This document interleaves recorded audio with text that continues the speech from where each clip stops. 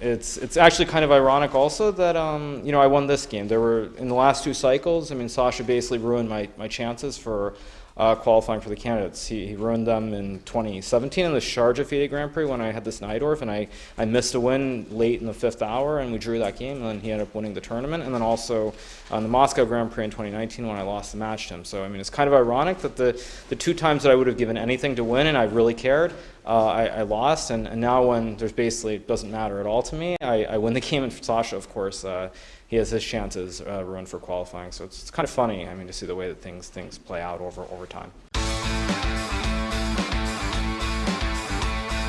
Welcome everyone to round 5 of the FIDE Grand Prix in Berlin. Fiona, today we have an absolutely crucial matchup in Hikaru's pool. Hikaru's playing with the white pieces against Alexander Grischuk.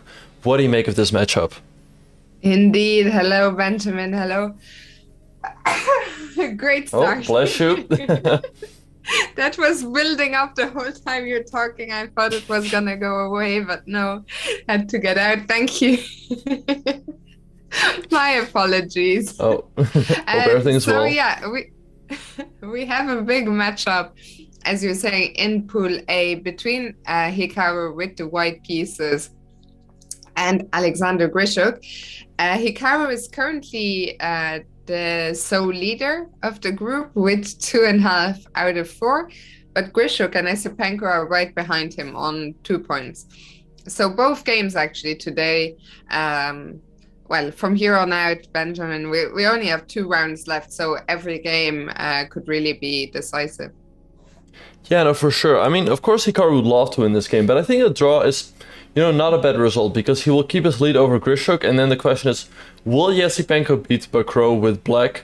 I mean, probably unlikely given the fact that Bakro is such a solid grandmaster.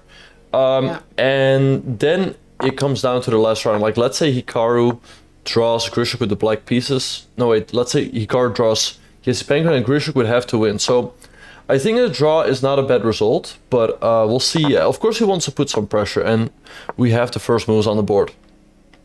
Yeah, we will also see how much risk Grischuk is willing to take. One of his last black games, it was actually his last black game. It's been a few days, but when he was playing black against Etienne Bakro, he took probably too many risks. I mean, that Prix, he was lost. So today, I expect him to take a more measured approach. What do you expect from Grischuk? What kind of approach will he take to the game? Well, I mean, we're seeing the answer. I think we'll see the answer quite shortly. He's played the move 2g6, so either he could go into the King's Indian and that's what he's doing. He's feeling very, very combative. I think it makes sense because once again, like let's say he draws this game, then it's almost out of his hands. So it makes a lot of sense for him to try and win this game. We see Hikaru choosing a variation with bishop e2. I wonder what he's planning to do after short castles. Like knight f3 has always been the classical mainline, but there's also a lot of new variations, starting with moves like bishop e3, stuff like that.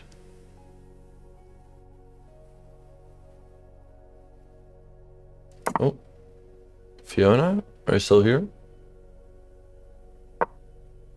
Ma check. Wait.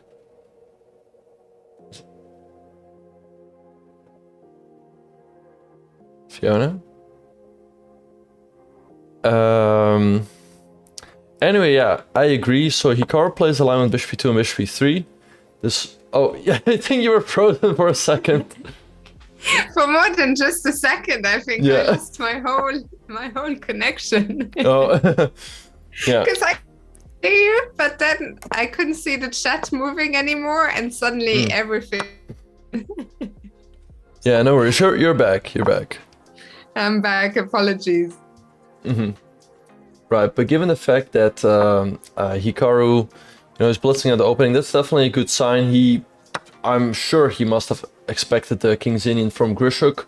Grischuk, like he said, he's willing to take risks, but if he runs into the knife of a very well-prepared Hikaru, that could really backfire. And yeah, well, I was just asking you, and I know my connection, I don't know, I just she needs to not be on Wi-Fi. I'm reading in the chat. I wasn't on Wi-Fi. I was on my phone internet, but then I don't know what I can do. I have no idea why that just died. But I was asking you, know how often Grischuk plays the King's Indian? Yeah, well, he used to play quite a lot, but not as much anymore. It's normal development we see amongst many top players. Growing up, they're very, very aggressive, but as they, reach the top 10, they become much more solid. Hikaru is also an example of that. So he doesn't play it as often anymore. So, yeah, I don't know, given the fact that he's thinking here, that's definitely a good sign for Hikaru. The main moves here are e5 and c5. I think knight c6 is also very much a move. So, yeah, I mean, I like it so far for Hikaru, given the fact that he's still in his preparation and Grischuk seems to be, trying to memorize what he has prepared here back in the day. Yeah, I think it's for certainly good news, and well, we might see Grischuk spending a lot of time from very early doors, which would for sure be good news. Maybe we can very quickly check in with what's happening in the game Bakro against you. Yeah, so in the game between Bakro and Yesipenko, this started off as a Rui low pass. 96, bishop b5, a6, bishop a4. Once again, classic Rui low pass, bishop b7. This is the closed Rui low pass. Castle, rook e1, b5, bishop b3. Short castle. So Yesipenko is intending to play the Marshall Gambit in case of c3. Bit of a surprising decision because Black generally doesn't really have too many winning chances there. And for Yesipenko, this is also almost a must-win game as well. Anyway, Bakro does not go into the Marshall. He plays a4, b4, and d4, and trades on e5. And after knight takes, there's a lot of moves so I can choose here. Trading on e5 is an option, knight bd2. But generally white gets a very small advantage, but black is very, very solid here. Yeah, it makes you wonder Penko's approach was going into the game. Maybe he doesn't want to go all out. Yesipenko, let's remind everyone, he was a replacement, so very likely he will only play that one event, which no matter how far he comes, is probably not in. I don't think you can qualify from playing just one event, or can you?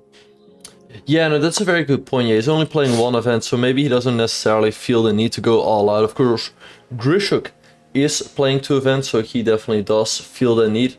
Also for Grischuk, it might be, one of his last chances to qualify for the candidates. And what I also just wanted to say is, if you wanna get Grischuk low on time, make sure to throw in your prime, you guys. That was so smooth. Indeed, yeah. And he's taking his time here, so if you do throw in your prime, it is probably gonna work. I like how this. I like it. Let's see if it works. Check your primes, guys and girls, and we'll see if we can. What was the other one? There was Whoa! And one thanks to GM Benjamin Bach for the prime, getting Grischuk low on time. Let's go! Oh my God. Throw in that prime, you guys. I can't deal with this. Bach, this is such a strong start to the show. Indeed, yeah. All right, you guys, yeah. Make sure to get in that prime. So, while Grischuk is still thinking, do you want to quickly hop around and see what's happening in the other groups? For sure. Ploppy little. I'm not even. It wasn't a prime, but it's a sub anyway. But Jim's with the prime, Twitsit with the prime. Thank you so much, everyone. And Bok, thank you for being an inspiration.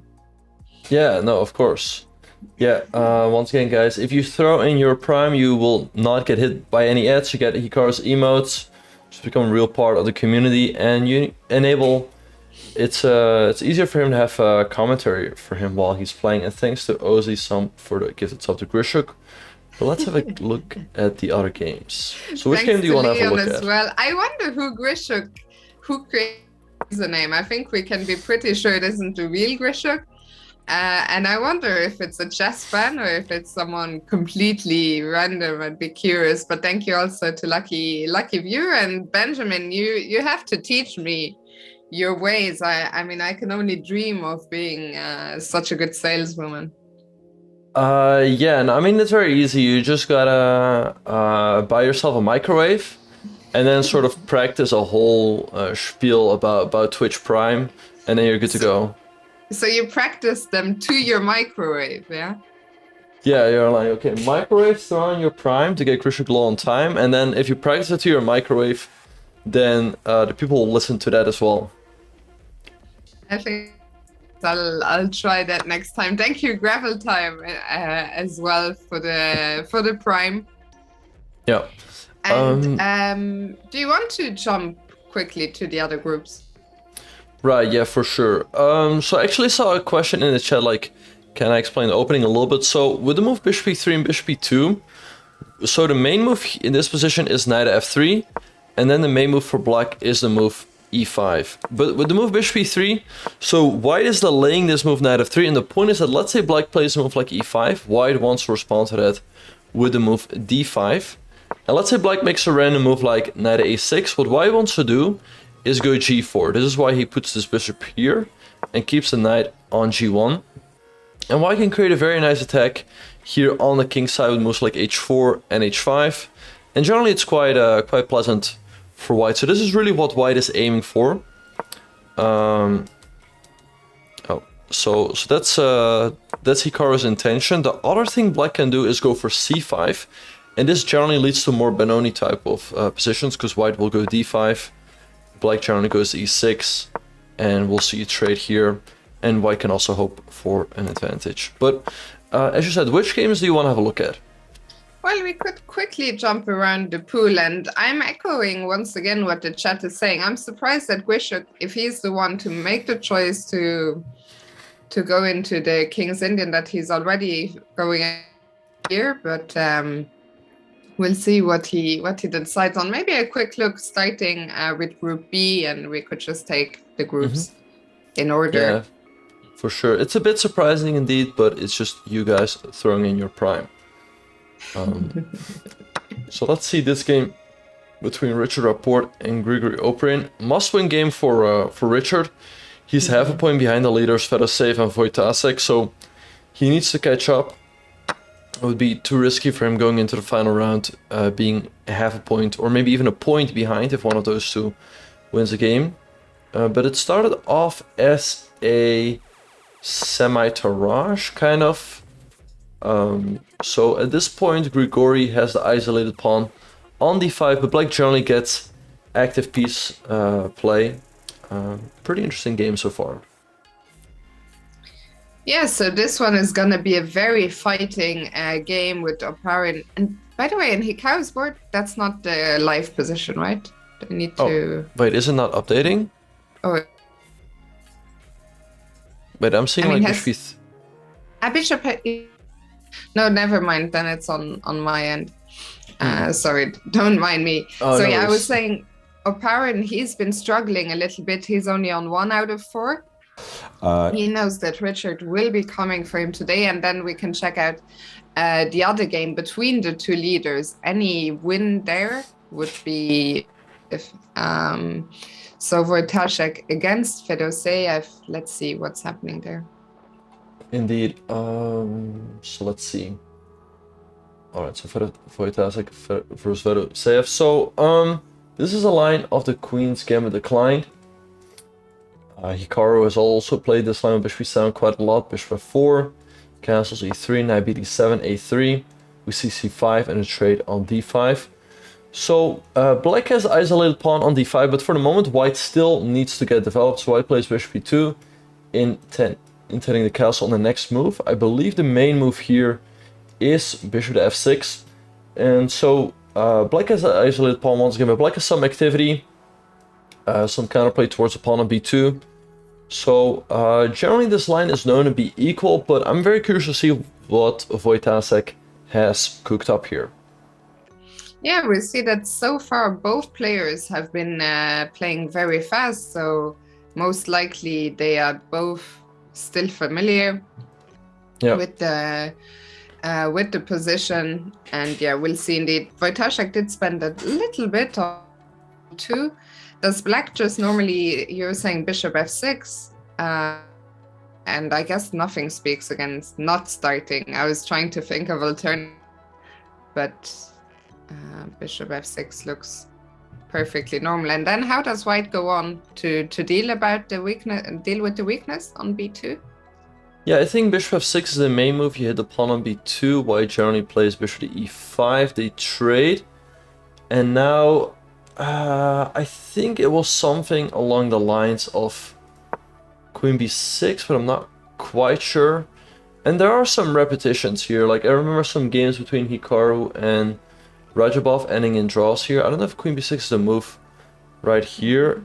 Well, we reached a hype train, which I was a part of apparently. One who joined in and who subbed. We very much appreciate you. Grischuk is not exactly out of prep. He definitely has looked at this at some point, but probably not for today. So he's just trying to think like, okay, what were the things he has prepared here? So the thing is, like, in this position, it's not like Grischuk has only looked at e5 or has only looked at c5 or the move knight c6. He's just trying to think like, okay, these are the options I've looked at. Which one is the most appealing for today's game? So just trying to, you know, compare the different options he's looked at. And he does spend, I think for a lot of people it's hard to understand how can he spend so much time if he's familiar. Is that true or is that a troll? Sorry, I lost with XWoo saying, Benjamin, how do you feel about your microwave being used on the World Chess website? I can't tell if it's a troll, because knowing World Chess, it could very well be true. Wait, is it? Does anyone have any confirmation on that? Like, is there a link or? I kind of like. I think it's probably a. Although Henry is saying it's true. I thought it was a troll. Okay, but does anyone have a? Wait. I'm kind of hoping. Oh, there was the link. Okay, they are trying to send the link, but they get auto-deleted. You can send them privately. That was the link. We need to wait for one of the. Okay, so now you are able to post. It's not easy. We'll get the link. Wait, what is this? 1 second, we'll try to pull it up.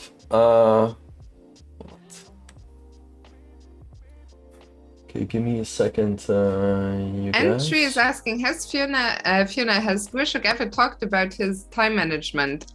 He definitely has, but you'd have by. I'm not sure now.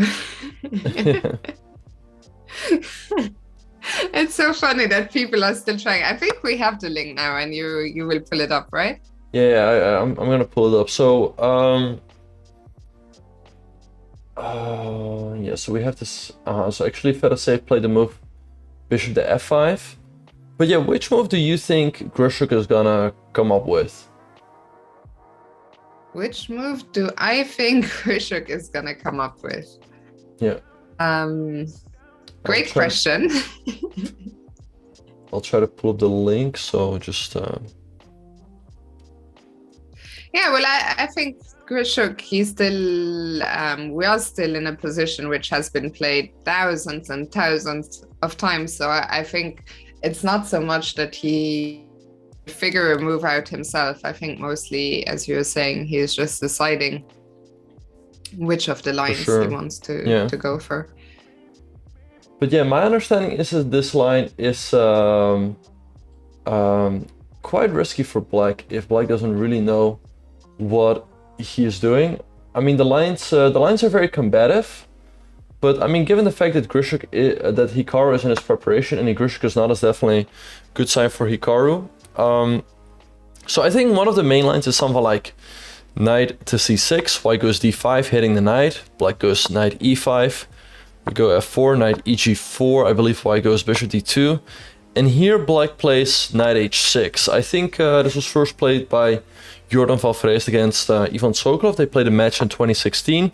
But I mean, going into this, while white is prepared and black is not as very risky, then I mean, e5 also has its risks, and c5 as well. So yeah, Grischuk, he might be thinking here, and he might not really see something that's very much to his liking. I mean, it's especially weird to go into these sharp lines and not be certain which line you want to go for. Yeah, it makes sense.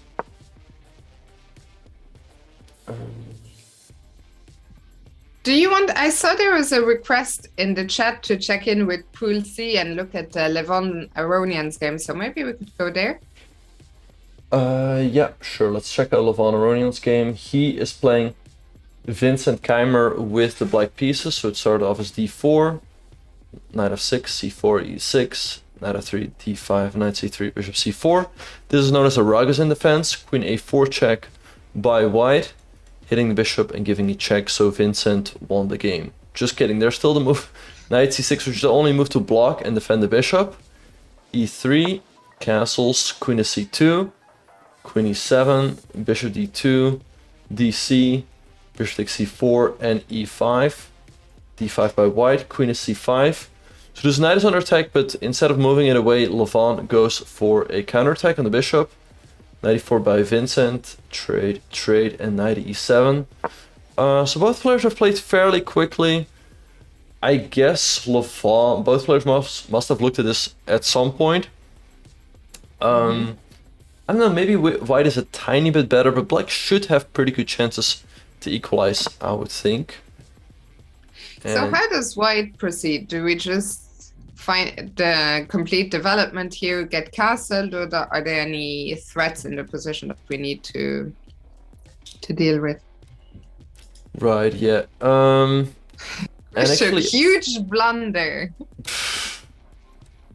I mean, it's not a blunder, or like, I don't know. But yeah, apparently, as we can see here, just give me a second.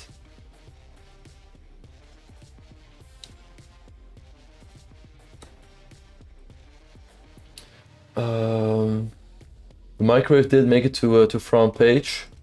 Hikaru Nakamura, my refrigerator is much more iconic than box microwave. We all know that is not true, but of course, if Hikaru wants to believe that, that is completely fine. Whatever gives him the power. I mean, what a world we live in, that the last qualifying event to the candidates tournament is literally mentioning your microwave on the front page. Yeah, indeed. Yeah, I didn't expect that when I bought that microwave a while ago, but it's come a long way. It's built a career for itself. It really has, yeah. Very, very impressive stuff. So you said that Levon might be about to equalize here. Meanwhile, we've had a couple more moves in Hikaru's game, so let's go back there. For sure. Yeah. So, So, okay, so e5 was played by Grischuk, d5 by Hikaru, and after 96 he played the move h4. Now, I always thought that the move g4 was sort of white's go-to, but h4 also looks very interesting. He wants to go for a very direct approach and go h5 right away. I guess black has to go knight to c5, hit this pawn on a4, and white will have to respond to that somehow. He could play the move f3, but then he's blocking his bishop, and then h5 is more difficult to achieve. And actually black could go something like knight h5 right away, after which things should be pretty unclear. I mean, black has the move f5, then I could come to g3 or f4. Bishop f6 is also a move, hitting the pawn on h4. So after knight c5, maybe Hikaru would have to play... well, actually here I think he has two options. Maybe to move queen c2 to just guard a pawn on e4, or... I just checked queen c2 is the most played. Queen C2, this is all still played before? Yeah. Okay, Still interesting. Quite a few games, yeah. Okay, nice. So, yeah, Queen C2 makes a lot of sense. Why could maybe also decide to give up the bishop for the knight and then go H5? But of course it carries some risk giving up the dark squares. Yeah, so a big decision here on Hikaru's hands. Maybe Benjamin, you can explain to all of us why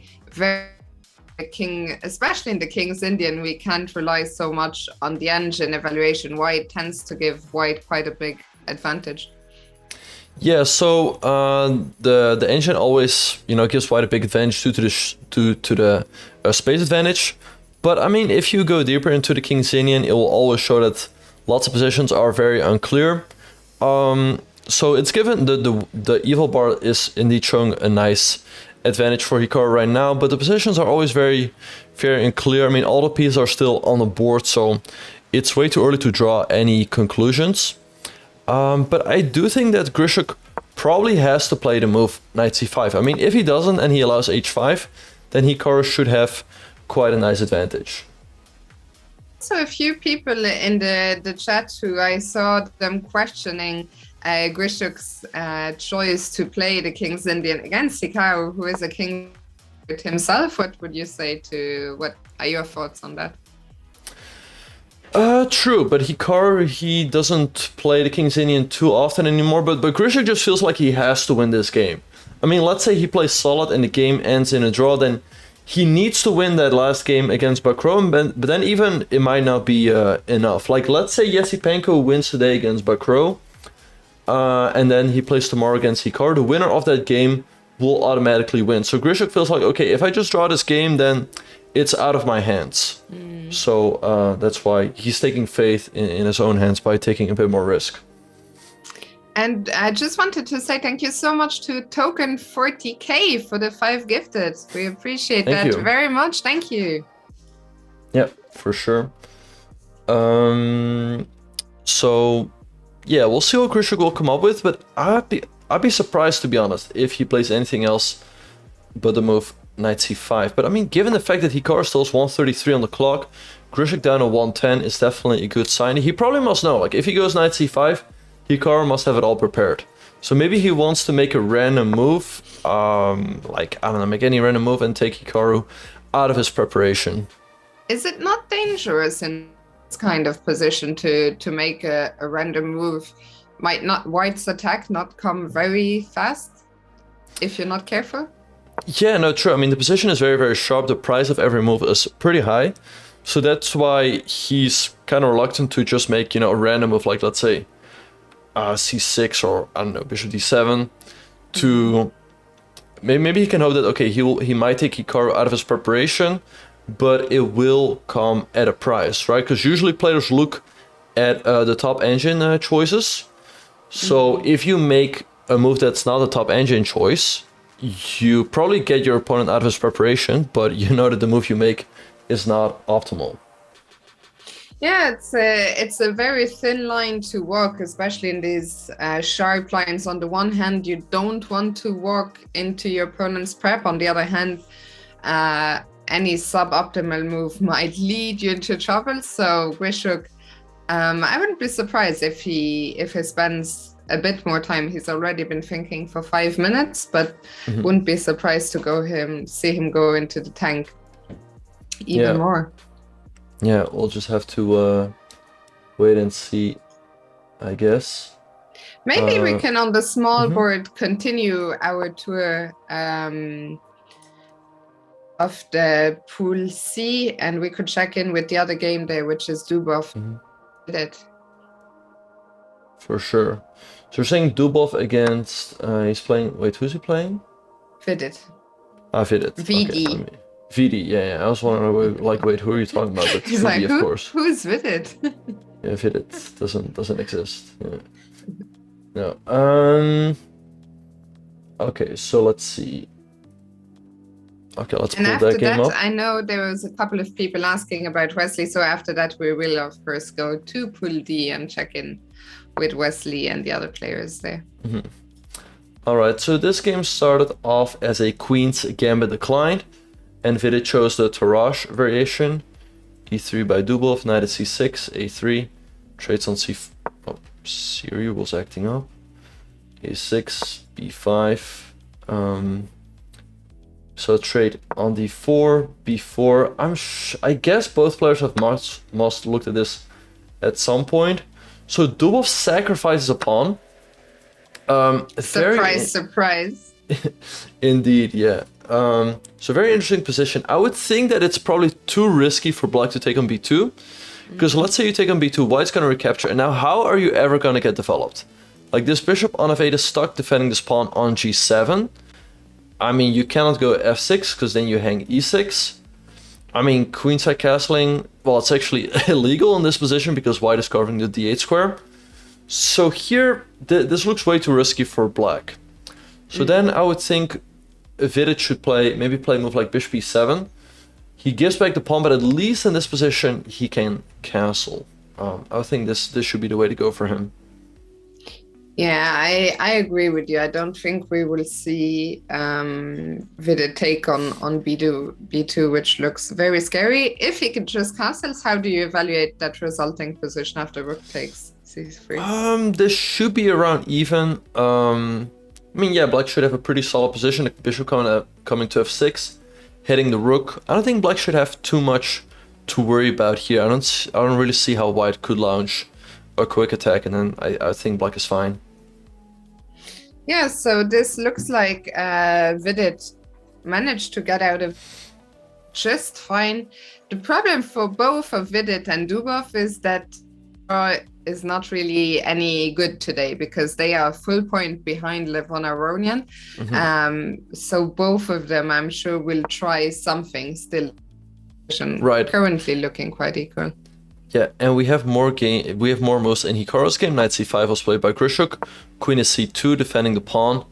And once again, Hikaru's playing quickly. He's definitely still in his preparation. And Grischuk is thinking here. And yeah, Hikaru's building up a nice time advantage. He's almost up half an hour on the clock. And in such a complicated position, that's definitely going to play a factor. Yeah, I mean, today, and this could be really, really fantastic news for Hikaru. I think, as you said, if Hikaru wins, and if Hikaru wins, he could even wrap it up already, let's say, in case of a... no, it's not.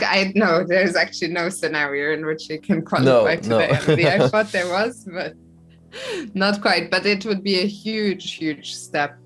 Of course, tomorrow the black pieces against Yasipenko is another task. Yasipenko is very well prepared. We all remember, I'm sure, the game against last year at Tata Steel, where Yasipenko is just phenomenal with the white pieces.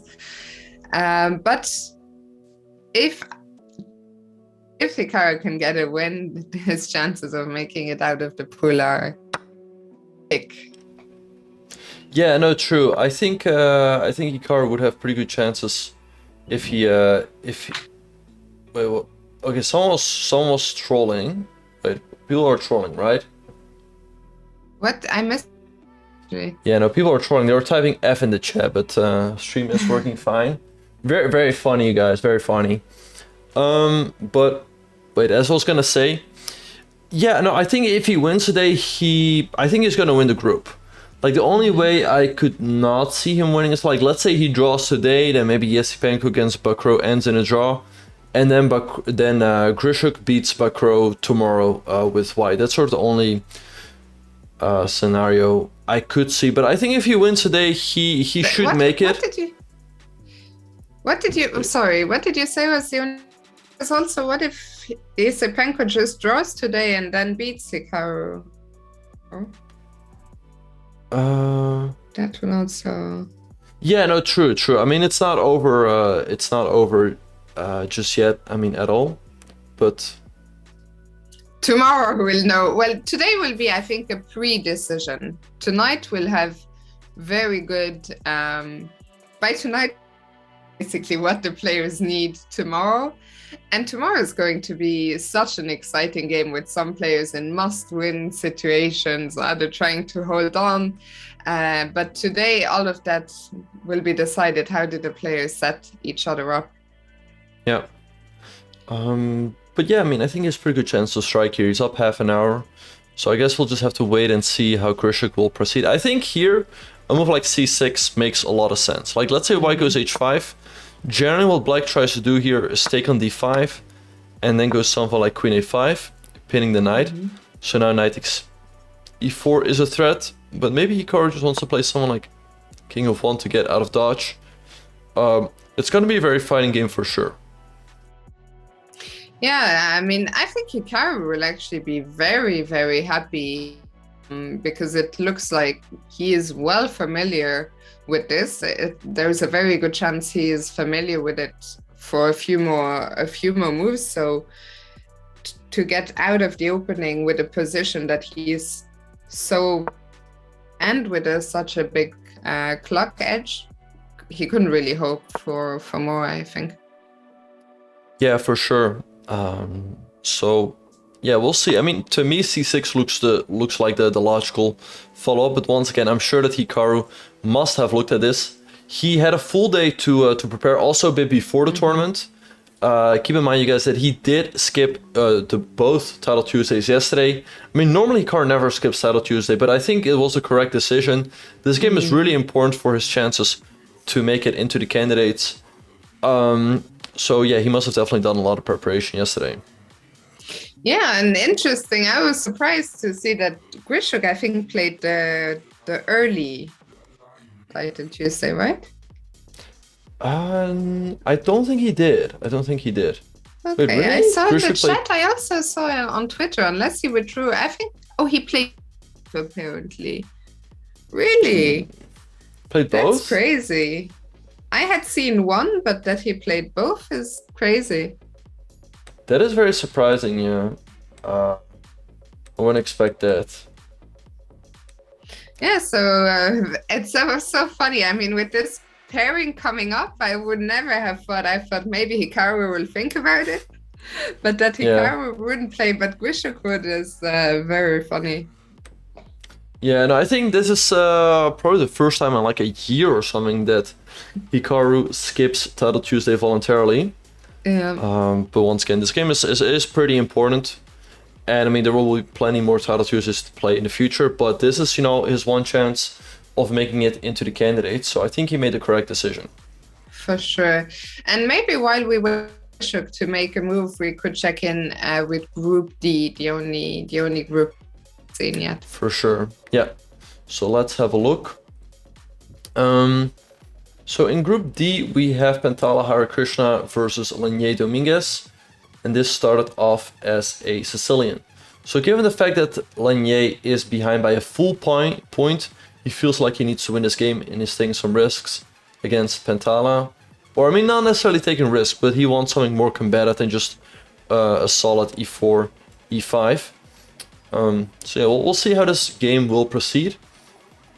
And yeah, still very early doors. And then the other game in the pool is Alexei Shirov, who's currently in last position in this group, playing against the group leader Wesley So, who's on 3 out of 4. Yeah, so this started off as a Berlin. Alexei Shirov going for the most principled line. He's going into the endgame. And so this endgame is always very interesting. White has, you know, a majority on the king side. A 4 versus 3 majority, and black sort of has a 3.5 versus 3 majority. Also, black's king is kind of stuck in the center, but black has the 2 bishops, and that's definitely a big factor. So the theory states that this line is sort of balanced. Knight to c3, h5 by Wesley, bishop f4, bishop b4. All some sort of theory. Wesley's still playing fairly quickly. He has 129 on the clock, having 20 minutes more than Shirov. And I think, let's say Wesley wins today and Lenier does not win. I think Wesley already wraps up the group. Sorry, you said if Wesley draws or if Wesley wins, what did you? if Wesley wins and Yeah. Lanier does not win, if Lanier, If they draw, yeah. if they Grischuk- draw, Wesley wins the group. Yeah, yeah. But I think that Wesley today, with his opening choice, I think clear that he might go for the full point if he gets a chance. But I think he is very happy with the draw as well. Very likely to draw. Also see him make it out of the pool. Yeah, and Hikaru is still blitzing. Grischuk played the move c6, but that was answered right away with the move h5. Grischuk already getting below an hour. So once again, I think Hikaru has all the reasons to be optimistic here. And I think Grischuk probably has to take on d5 and go queen a5 and pin the knight to the king. And here I'm very curious to see what Hikaru will go for. I mean, there's no easy way of dealing with this pin. I mean, queenside castles is always way too risky because of the open c-file. You can't really do this. King of 1 could be an option. But yeah, I think this is the way to go for Grischuk, but he must know that Hikaru must have looked at this. Yeah, and once again, the same situation of Grischuk towing that line between getting Hikaru out of his prep. Hikaru hasn't spent more than 40 seconds on any move, actually, which is quite incredible. So possibly already a precarious situation for Grischuk. I just wanted to get back quickly in the chat. College Razorback was asking us if Hikaru would really give up his spot to Ding Liren if he qualifies to the candidates.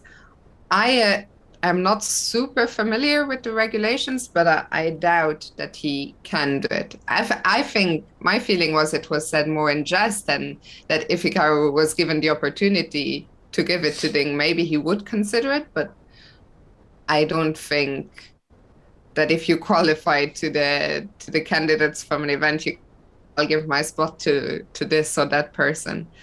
So I don't know, Benjamin, if you know, but my feeling is more if Hikaru qualified and didn't take his spot, that probably they would give it to the next person in the standings in the Grand Prix.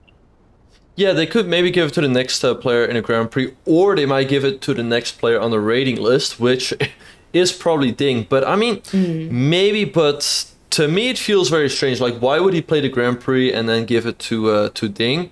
Also, I mean, I'm sure his commentary team will not be happy that Hikaru would then just decide not to play the candidates.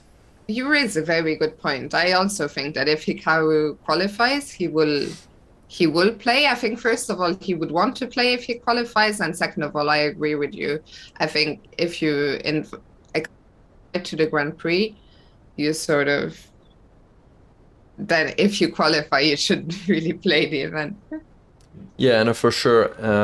Yeah, if he gives a spot to Ding, we will all Peepo riot here. We'll not let him back out. Yeah. But yeah, Grischuk still thinking, and I'm really, really quite excited here because I think this is a fantastic outcome out of the opening for Hikaru. Maybe we check back in with the other group, Bakura and Yasipenko. Let's see. So game between Bakura and Yasipenko. Okay, sure. Let's check in with that game. That game is also very important, of course, for the group. But I mean, I think Hikaru has reason. Like, let's say he looks over his shoulder, sees what's happening in that game. I think he can be satisfied. Game is very solid. It's sort of what he would want. Like, he doesn't want Yasipenko to catch up. Because let's say this game between Hikaru and Grischuk ends in a draw. Then if he's playing Yasipenko tomorrow, then let's say he draws Yasipenko, he's at least staying ahead of him, right? So I think a draw is sort of the result he's hoping for in this game.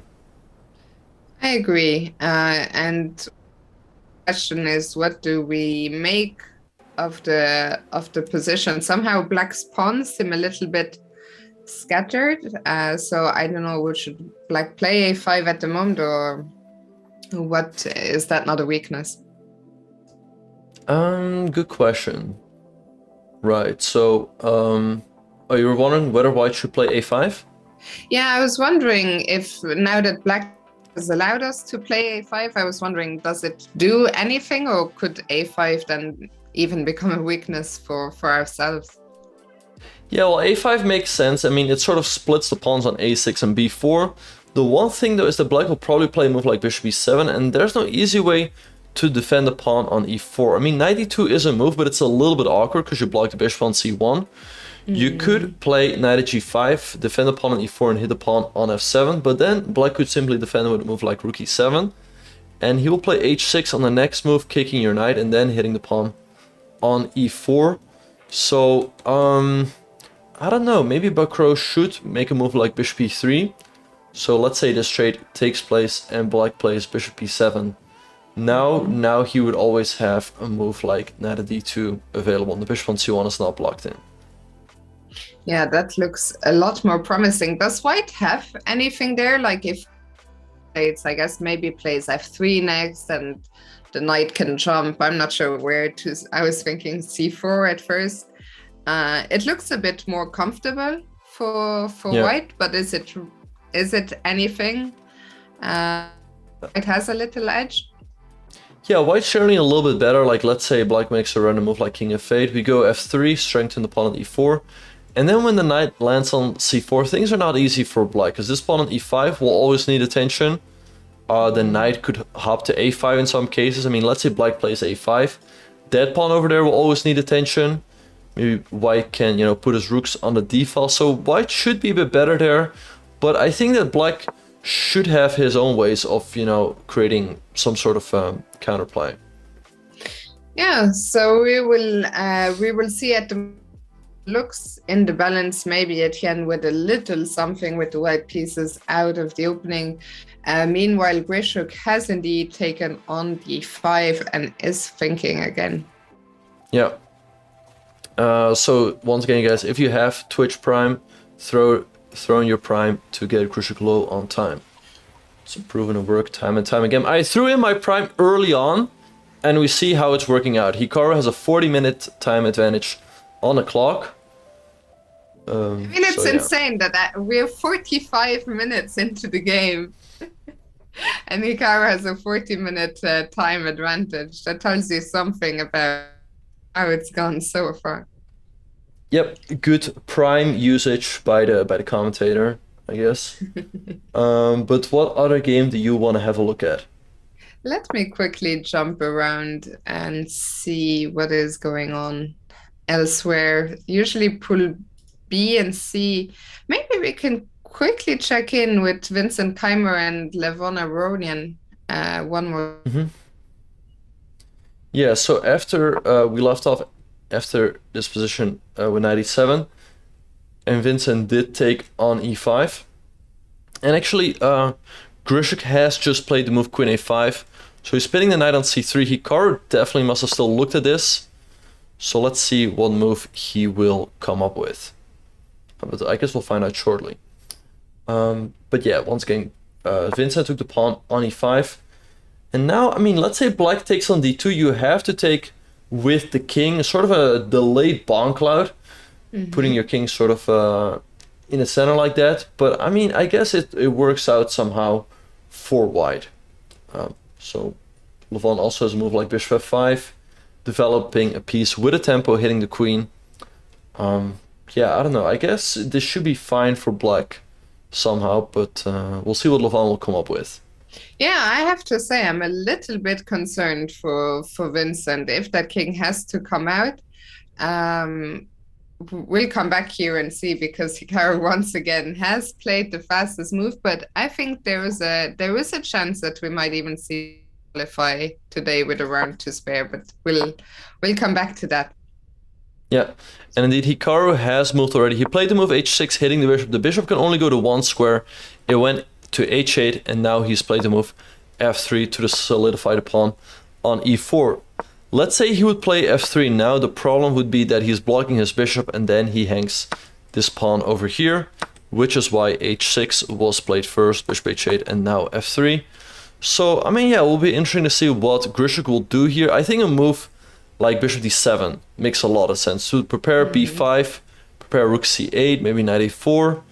and just take it from there. But yeah, I mean, given the fact, once again, that Hikaru's blitzing out his moves is a very, very good sign for him. Yeah, I was just having a look in the database. There are still a few games here. The strongest is Elyanov against Demchenko, which ended in a draw. But then the next 3 games all ended in White's favor. Very promising. Santos Ruiz beat Daniil Yufa. Yevgeny Zanan, who I have to admit I haven't heard of, he beat Brzezinski, and Valentina Gunina beat Kashlinskaya. So very promising results. Right. So sorry, how many? This was all played, you're saying? Yeah. So all of this was played in all those games. So how many games? I'm seeing 6 games. 6 games, and you're saying like how many games did White win? 3 of them. 3 of them, and like, sorry, what were the other results?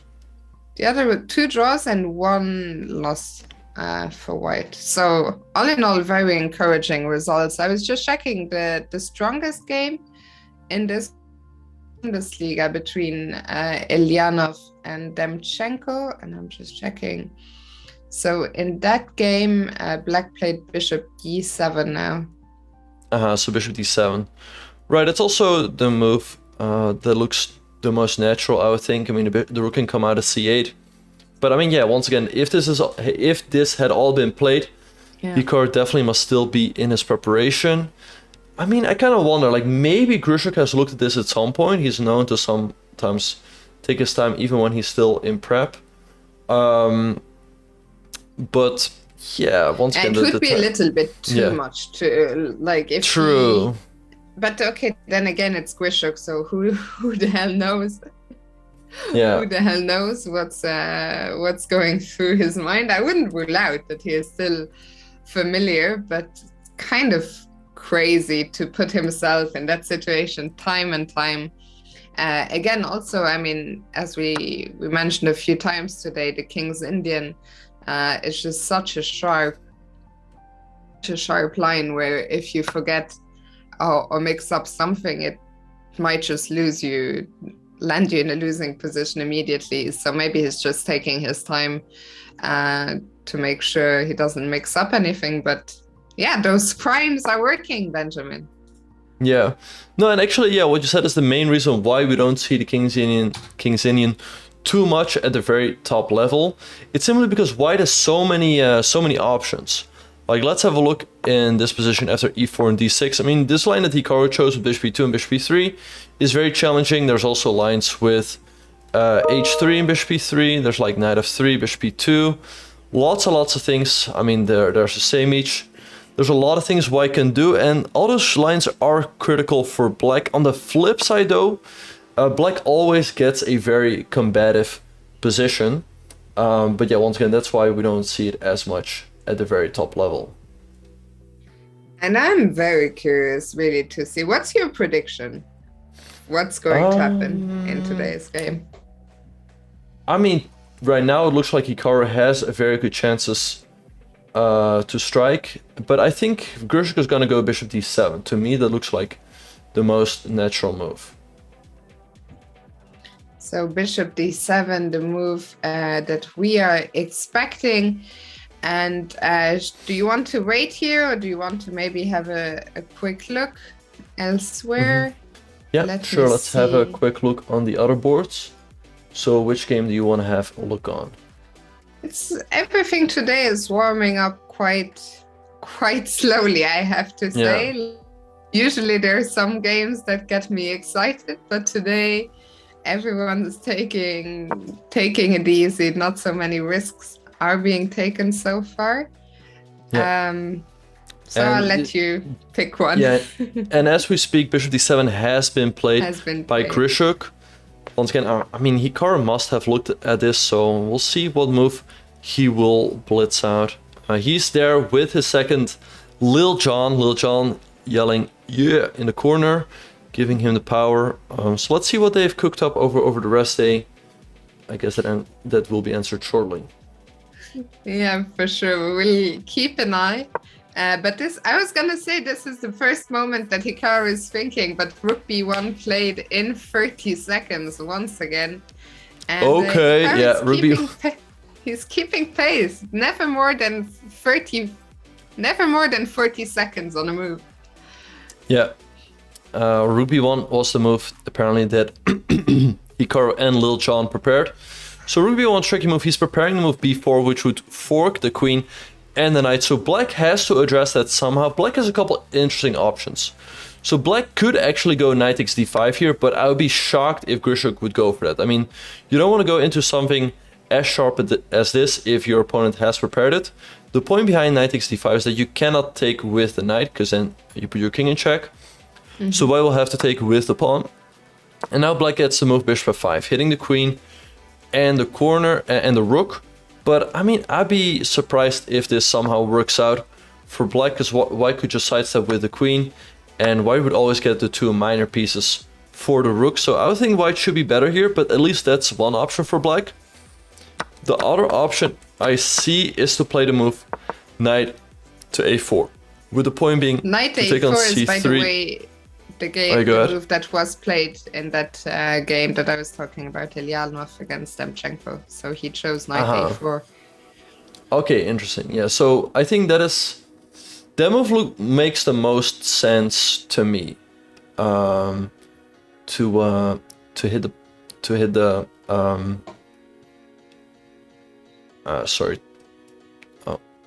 To hit? To take on c3 and give white a backwards pawn there.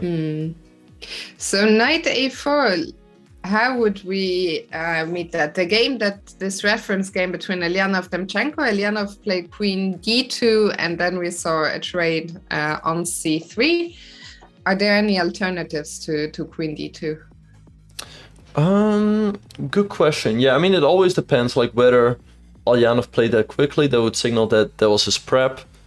I don't know. White cannot prevent black from taking on c3 and then recapture with a piece, because, like, let's say you play bishop d2, right, and then black takes. You cannot really take with the bishop, because then you hang the pawn on a2, and black should be in pretty good shape. So yeah, I would think maybe a move like bishop d3 to vacate the e2 square for the knight. Like, let's say black takes, we recapture. But I mean, once again, the position will be quite imbalanced. Black will play b6 because that pawn was hanging, and then follow up with rook to c8, hitting the pawn on c3. But I mean, once again, given the fact that Hikaru has almost a 50-minute advantage at this point, is very, very good for him. Yeah, it's actually not just how big the time edge is already with Grischuk. Once again, in the tank, Grischuk has spent half of his allocated time, and we're only on 14. And yeah, as the chat is pointing out, twice the time, which is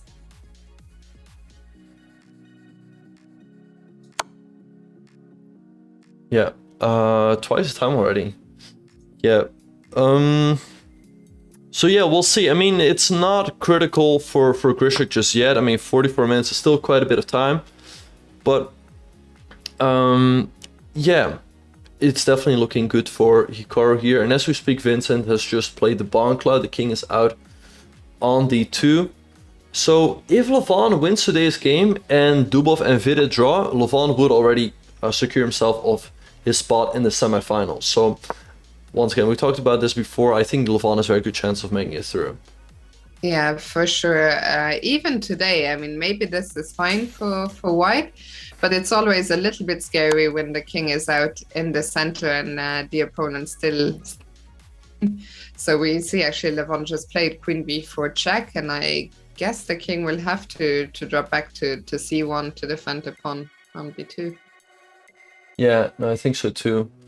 So yeah, we'll just have to see. So let's see, what other game is going on in the other groups that you want to have a look at?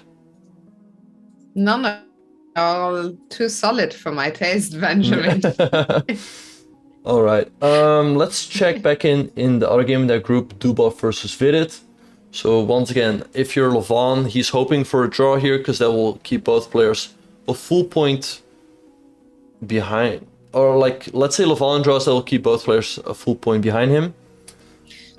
He's actually looking for the draw. I think Levon, if he gets any chances, he'll be very happy to take them. It's since tournament so far he is the one trailing in that group on 1 out of 4. So on paper, I completely agree with you.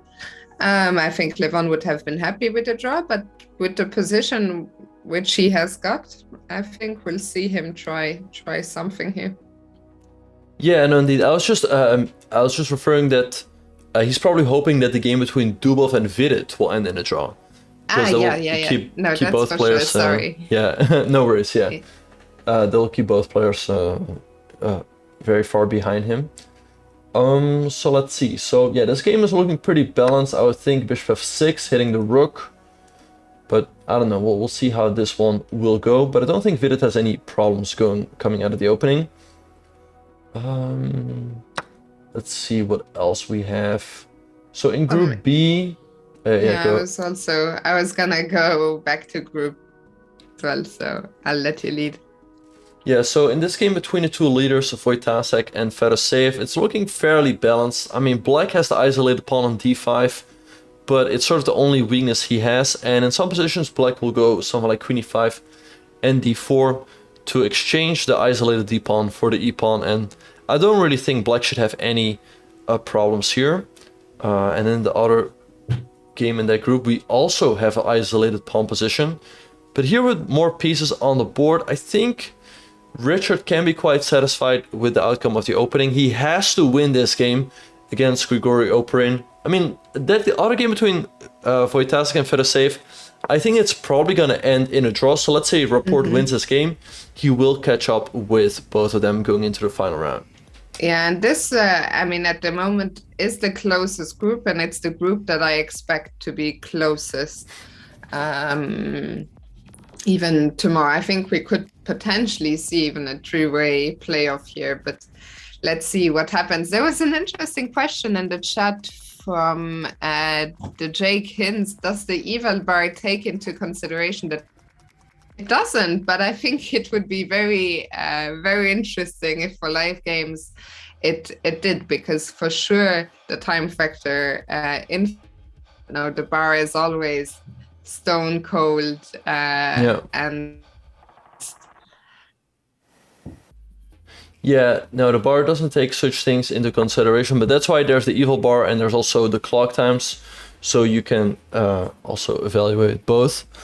But yeah, it's heating up once again. It's looking pretty good for Hikaru. He's up 53 minutes at this point, but we are going to be taking our very first break of the day, you guys.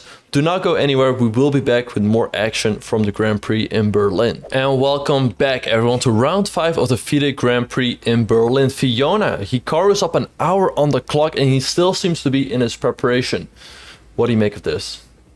Actually, incredible stuff. We left this off thinking this is looking really good for Hikaru. We've had a couple more moves since, but Hikaru just keeps on blitzing, and I think that that Grischuk has even less time on the clock than we can see, really? But I'm not completely sure. Yeah, and actually we have the live feed here, so let's try to tune in. Yeah, there we have it. So we see Grischuk thinking, I can't quite tell because he's on a small camera, but it looks like he has 33 minutes against Hikaru, 1 hour and 33 minutes. So that's definitely, oh, something's going wrong there. So it's definitely looking pretty good for Hikaru. I don't know what Grischuk should do here. I mean, the pawn on b7 is under attack, so maybe a move like b6 to defend it makes sense to me. I don't know how Hikaru should proceed here. Maybe a move like g4, so he can always solidify the pawn on h6. And maybe in some cases he goes into the endgame, which can also still be quite pleasant for him. Yeah, actually in the game that I keep harping on about. They still followed this line, and in that game, Demchenko, he went back with the queen to c7 to defend the pawn that way. Right, and actually, if we have a very close look, it seems like Grischuk has 32 minutes on the clock. 32. Okay, so it's all correct. Yeah, so nothing too worrying just yet. I mean, but given the fact that they're only in move 16, right? And Grischuk has only made 15 moves. He has 25 more moves to make until the time control, until he gets an extra half an hour. I mean, with only a bit more than half an hour on the clock, it's definitely looking tough for him. Yeah, I mean, he really today, it's the same story every day, and every day we're like, he shouldn't. But it's funny to me how Grischuk never, I don't think it will ever change. And I think he's lucky. Of course, he's such a strong blitz player that most of the time his moves are good anyway, but it will cost him sometimes. For example, the first round we saw against Yesipenko, he had a winning shot at some point, but no time to find it. And today against Hikaru, I think he's really, really playing with fire here. Yeah, no, for sure. Yeah, I mean, it cost him in the game in the very first round, where he should have won, but the game ended in a draw. And actually, also yesterday, the day before yesterday, he had a very good position against Yesipenko, but he let it slip again. So, yeah, but I think today he definitely he might have been in a lot of trouble. I mean, given the fact that the position looks good for Hikaru, he's up an hour on the clock. I mean, there's nothing really more that you can ask for. So, yeah, I think it's looking pretty good for Hikaru.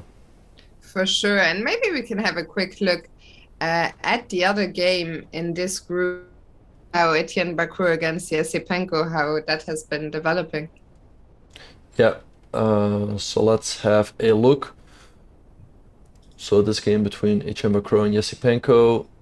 And we can refresh the position on the Hikaru board. That was our analysis. Yeah, so this is the position on the board. It seems like Grischuk is getting below half an hour. So once again, it's all looking very good. Did Bakru move? I'm not seeing any moves on my end. Oh, he's still thinking. Oh my God, he's been thinking for 40 minutes. That's insane. Yeah, to me the move bishop e3 looks like the most natural move to get the bishop out, so then you can always go knight d2. I guess he's thinking about takes, bishop to b7, which hits the pawn on e4. And then maybe knight d2, right, to defend, but black always has moves like rook a8, which you will have to respond to with a move like rook e2 to guard the knight, because you cannot just hang the pawn on e4. I guess that's what he's thinking about in the current position. They're in an endgame, so let's say he gets a bit low on time. It doesn't matter too much, but of course he has to move at some point. Yeah, he better. Oh wait, and actually we have Grischuk here on the main cam. He's considering his options.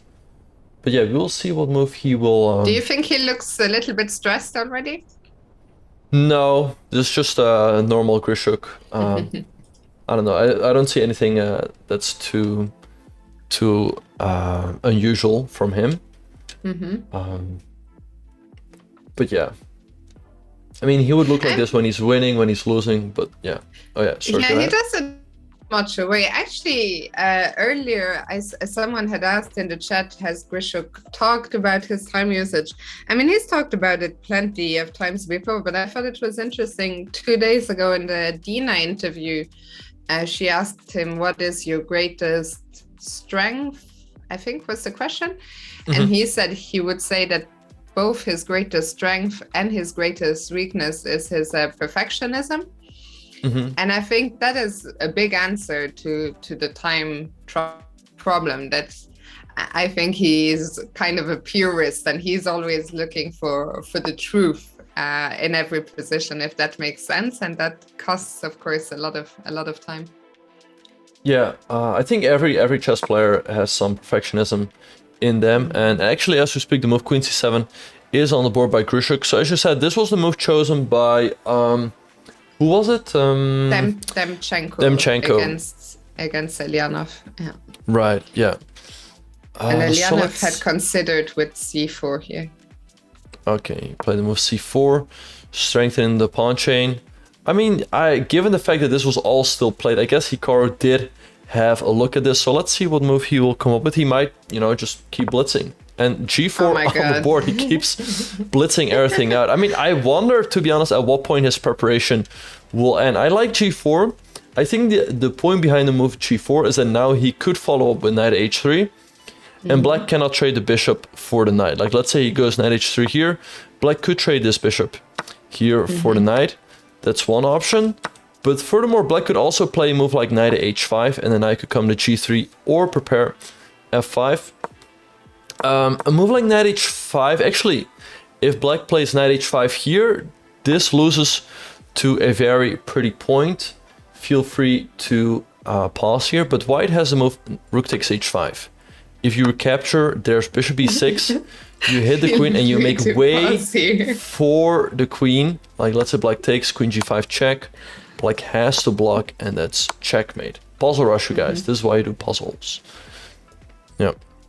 But as we speak, I like queen. that. I should use that on my own streams. Feel free Yeah. to.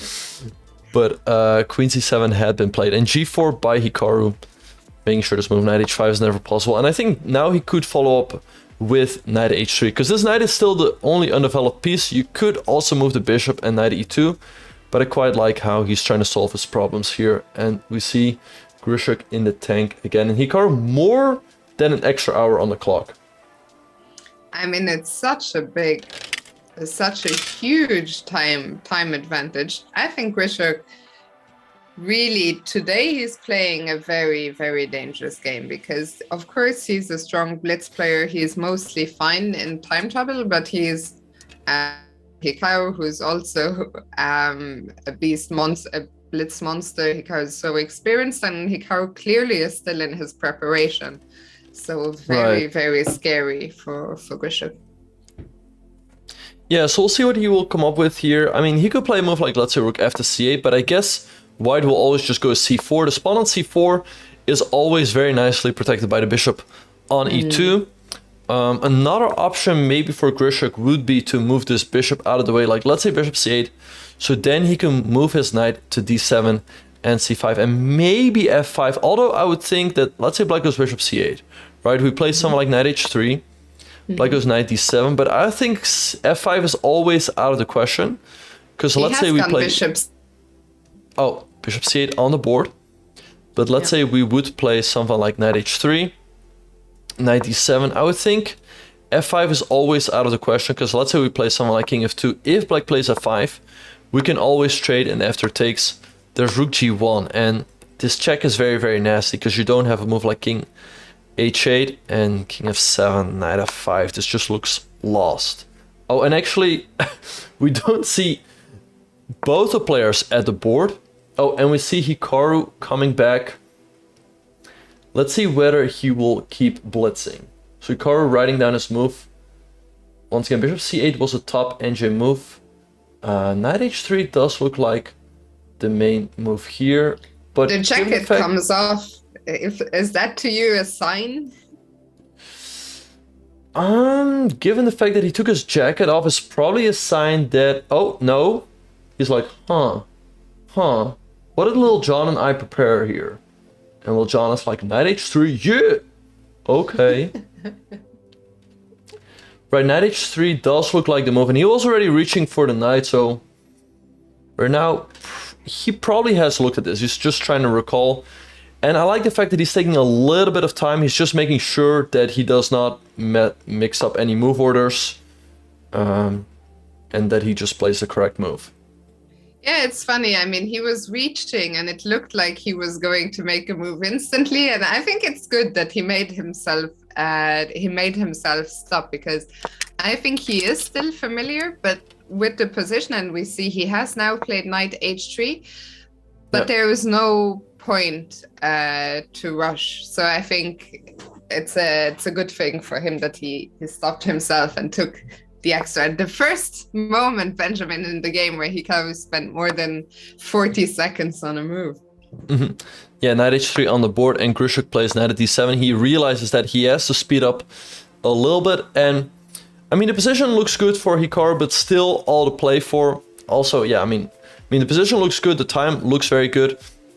So I'm very curious to see how deeply he has prepared this. But I mean, he has played knight h3. Knight d7 looks like the most natural move by Grischuk.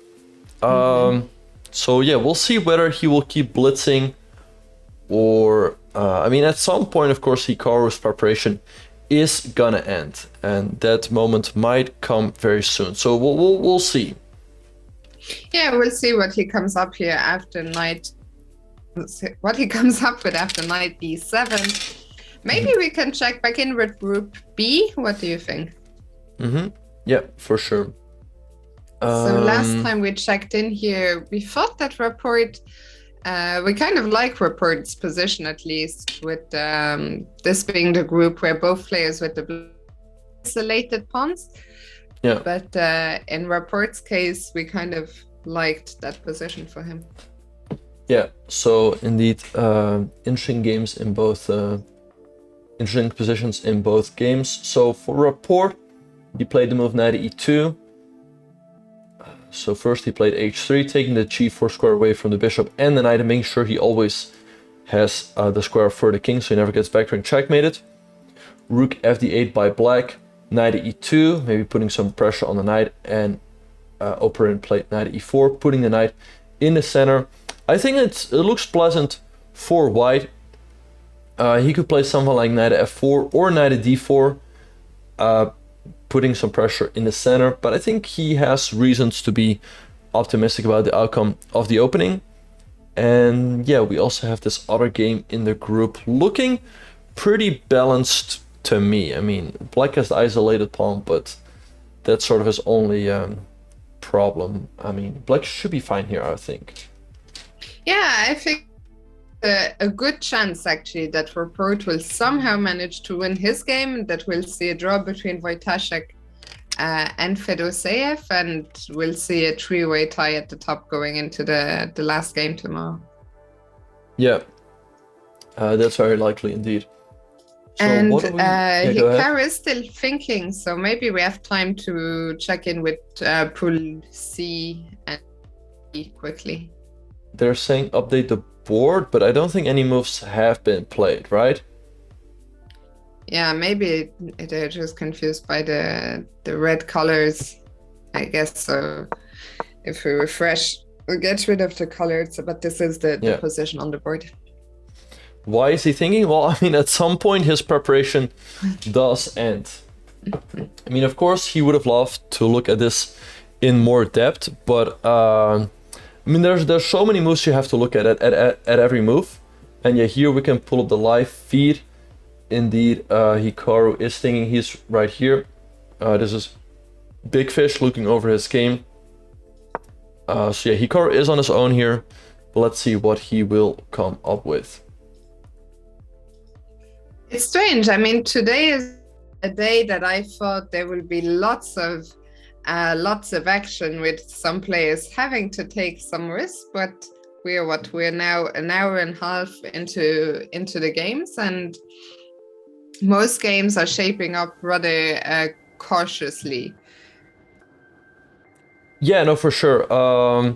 I mean, well, we see Grischuk taking risks here against Hikaru, for sure, and I mean, Grischuk cannot be too unhappy as well. I mean, it's a fighting position, but Hikaru has a lot of experience from both sides in the King's Indian. By the way, also quick thank you to N3P2N for the 5 gifted. But as was saying, yeah, he has a lot of experience from the white side and also from the black side. So I guess he cannot be too unhappy. And Grischuk has a fighting position. That's sort of what he wanted. But I mean, yeah, he is down a full hour on the clock with only 26 minutes. He cannot afford too many things here anymore. Yeah, and we'll see how much it for now. Hikaru taking his first proper thing of the game, and maybe that gives us time to quickly check in with Levon Aroni and Vincent Keimer. Yeah, and once again, if Levon wins this game, he could potentially already wrap up this group with around a spare. But I mean, g4 looks like a good move by Vincent. I mean, where is this bishop gonna go? It doesn't have a clear square. I would think, I mean, you would love to keep it on this diagonal, but let's say we go bishop to g6. He is then allowing knight at d7 and a fork on the queen and the rook. So you don't want to do that. But I mean, bishop c8 looks so passive. Maybe a move like knight g6 is possible to hit the queen and the knight, because let's say you take the bishop, we take the knight, and white recaptures, we take here, and black should be doing fine, hitting pretty much everything. So I don't know, maybe knight g6 by Levon keeps a fine position. Yeah, but this position is really, really heating up now. We see white's king. I was saying I wouldn't be so comfortable with the king on c1, but white has his own trumps in the position. For example, as you said, the knight on e5 is a monster with fork on d7. So I'm very curious what Levon is going to play here. Is it going to be knight g6? I'm with you that bishop c8. Yeah, people are saying Hikaru retreated the knight, but we do not have any moves yet. Knight f2 makes sense, but that move has not been played, at least on my end. I also don't think on your end. No, I don't see any moves. So we'll see. And maybe a quick look at Dubov against Vidi. Vidi, okay, let's see. Dubov against Vidi. Alright, so Dubov... Wait, what? No, wait, this is... No, wait, these are just... No, wait, my bad. No worries. Rook a8, rook a1 were the last moves on the... Wait, did Vidi move after rook a1? Because I see Dubov's clock. Yeah, queen b8. Bishop b1 and bishop f6. Wait, my board is being weird. Alright, so bishop f6 played. Queen b8, bishop b1, bishop f6 by Vidi. Makes a lot of sense. He's hitting the rook. Vidi should be doing fine, I would think. White can always throw in the sneaky queen c2, which would threaten checkmate, but black always has it covered with the move g6. So yeah, I don't know. It looks completely fine to me for Vidi. I don't think he has any reason to be worried here coming out of the opening. So looking solid for him, and that leaves us a D to check in with, as Hikaru is still thinking. So let's start with Shirov against Wesley So, maybe? Yeah, let's have a look. And Mysterious User, where is Anish? Already qualified to candidates? No, he's not. His last route, like so many others, is the FIDE Grand Prix, but playing the first leg. So that means he'll be playing legs 2 and 3. Yep, he will be playing those legs for his chance to qualify. And yeah, we have a look here in the game between Alexis Shirov and Wesley So. Wesley just played the move bishop before hitting the knight, which looks like it's hanging the pawn on g7, but if you take that pawn, black is going to go king f8, and all of a sudden your knight is trapped because all of the squares are covered. So you don't want to do that. So instead of that, I would think that after bishop b4, white should probably trade on e7, but black should be completely fine in this endgame with the opposite colored bishops. And maybe in some cases black could hope for a bit more, because the pawn on c2 is under attack. The black king on e6 would always sit very, very comfortably, and white's kingside majority is completely blocked, and then maybe black could start pushing slowly but surely on the queen side. So I think Wesley can be quite... Oh, bless you. Thank you, every time. I think Wesley can be quite satisfied about the outcome of the opening. I agree. Wesley, I mean, he's had such a great start in this group, 3 out of 4. He will be happy, I think, with a peaceful result with the black piece. And as you mentioned, gets any chances in the end game, he will use them. And that leaves only one game. And after that, by the way, Benjamin, I would love to quickly go back to Levon Aronian, because Levon actually played, and maybe we can start there, because Levon just played the move g5, which we hadn't considered. G5? What the hell? Wait, I mean, so I guess, so, he's just hanging this pawn with check. But, okay, let's say Vincent takes. Bishop g6 has to be played. It's the only move, because if you block with a knight, white's gonna take and you just lose. So he will have to block with the bishop, and I guess then his idea is to go f6, hit the knight and the queen, and he also has to move b5 to hit the pinned bishop. So maybe this works out. I guess his idea is to lure the queen away from the f4 square, because now knight d7 is not an option, because black can just take the pawn on c4, the bishop on c4. It's no longer defended by this queen that was over there. So yeah, once again, I guess his idea is to lure the queen away and then go b5 on the next move. I mean, can this work out for black? I mean, I saw in the chat they were saying that g5 was the top engine move. And what a move it is. I mean, g5 is such a crazy move. It's a move that's, you have to, as the chat would say, you have to be a 5-pet. I mean, I would never even think of g5. Indeed, yeah, me neither. And we see Hikaru on the cam here. See him up here. So yeah, clearly he's on his own now. Yeah, lots of options here for white. He should be better, but not an easy position at all. I mean, knight f2 makes sense, c4 makes sense, king f2 as well. Lots of options. So yeah, we'll just have to see and wait which move he will come up with. Yeah, so as you say, I think it sense that when the preparation ends, when you are suddenly you have all these options, so it makes sense to come up with a plan and think in the long run where do you want to put those pieces. So maybe the last game we haven't seen is Hare Krishna against Dominguez, right? That we haven't updated. Yeah. So let's see what has happened here. So this game is still very quite quiet. slowly. Like, yeah. Very early doors. We're still on move. We're only on move 12. Yeah. So it started off as a L-pin, knight b4 by Linier, going after the bishop. So black loses some time here in the opening, but he does get the bishop pair. So I think Linier can be quite happy.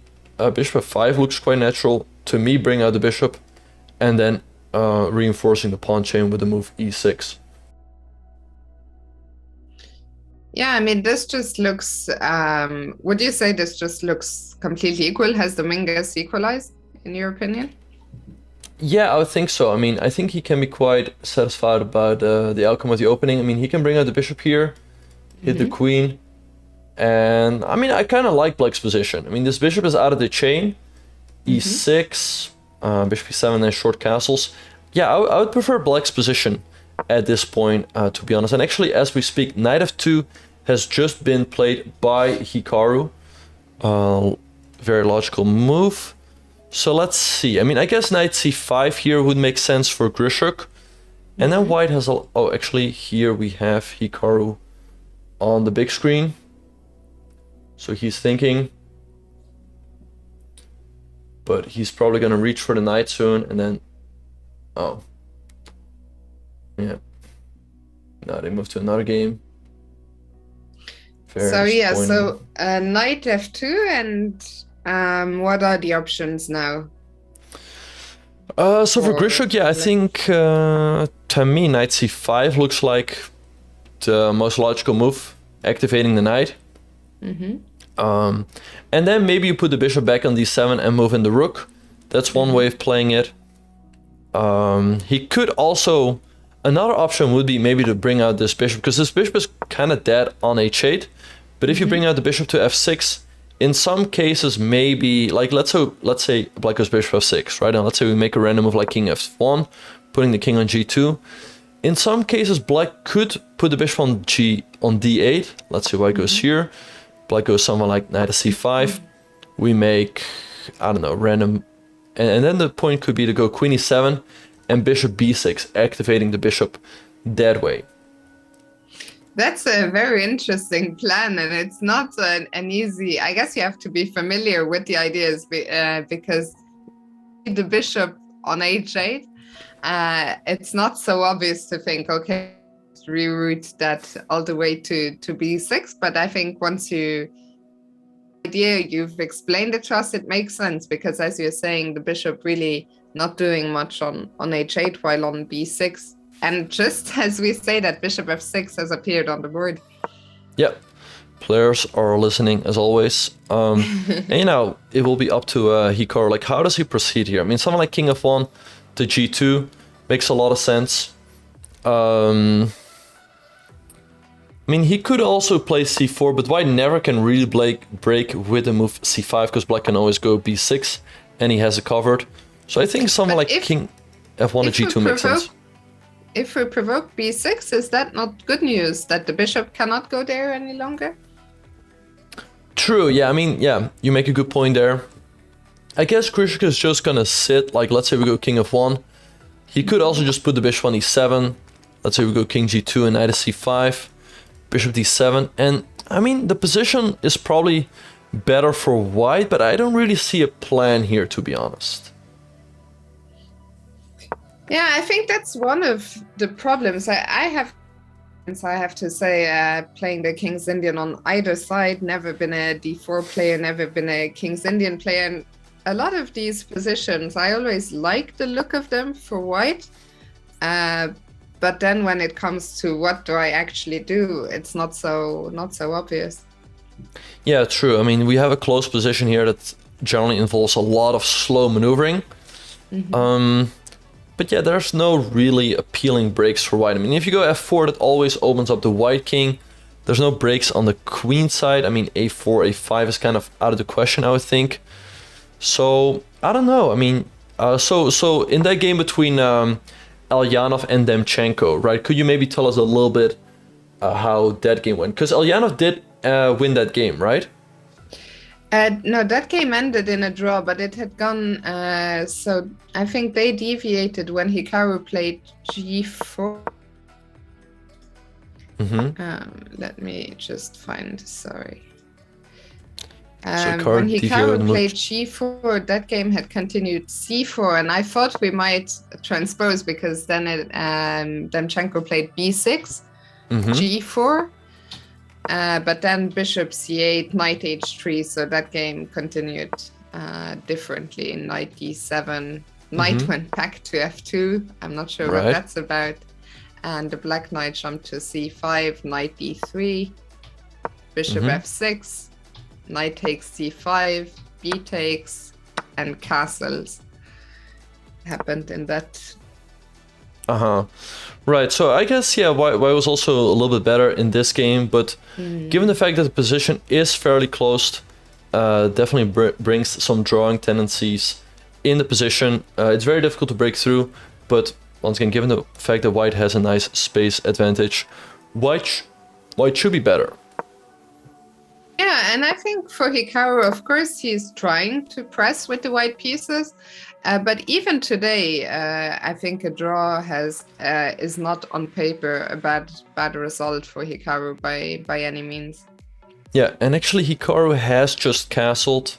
So let's see what Grischuk will do here. I mean, I think putting the knight on c5 makes a lot of sense, and I'd be curious to see how Hikaru will proceed there. Is f4 now, does it make a difference here? Can we here go for the f4 break? Yeah, maybe we could go for f4 here, given the fact that the rook is on f1, but it's always a bit risky, because if we go f4, black's gonna take, then e4 is weak, g4 is weak, c3 is weak, so it does come with quite some positional risk. So maybe white can prepare it slowly but surely. Yes. We'll see, first of all, of course, it is Grischuk to make a move. 23 minutes. We are only on move 20. Hikaru has just made his 20th move, so for Grischuk, still 21 moves to yeah. And maybe we can quickly check in now with the other game in this pool, where Etienne Bacro took 45 minutes in the position where we left it off to go bishop e3. So he played bishop to e3, we saw a trade, and after bishop e7 he sacrificed the pawn with rook to d1, but I don't think black can really take it, because let's say black takes with the bishop, we have the very nice tactic, bishop takes f7, king takes, and knight to g5. I mean, actually black can take the pawn, because probably this endgame should be equal somehow, but just to illustrate that he's not just hanging the pawn. So if black takes with the bishop, this is what's going to happen. And if black takes with the knight is no longer defending this d7 square. So white can take advantage of that by playing the move rook takes d7, hitting the pawn on f7 and the pawn on c7. So white should be in pretty good shape here. So maybe black can play a move like rook a to d8, taking control, contesting the d file. Yeah, I guess as long as black doesn't take on e4, the position should be more or less balanced, or do you think that white still has a little pull here? Yeah, I mean, I think maybe white is a little bit better because the pawn on e5 always needs attention. Black's queen side is always a bit vulnerable, but I think maybe this move bishop takes e4, it's quite interesting, like whether black can equalize here on the spot or not. Because we take on f7, the black king has to recapture, and after knight g5 check, like let's say the king comes out at g6, white takes on e4, and maybe something like rook a to d8. The question is whether this equalizes on the spot, or maybe white still has a small advantage. Yeah, I guess the question about that endgame is the isolated pawn on e5 much of a weakness, is it? Do you think if the rooks all came off in that final position, then it's just a draw? Good question. Yeah. So let's put it on the board. So knight c4, rook a8. I mean, white has some sort of concrete problems to solve here, because you will probably have to trade on the 8 and then address the back rank checkmate issue. Maybe with a move like king to f1. But yeah, the position always is a bit unpleasant for black. Because let's say you trade on e4, white's going to recapture. The pawn on e5 is under attack, the pawn on b4 is under attack.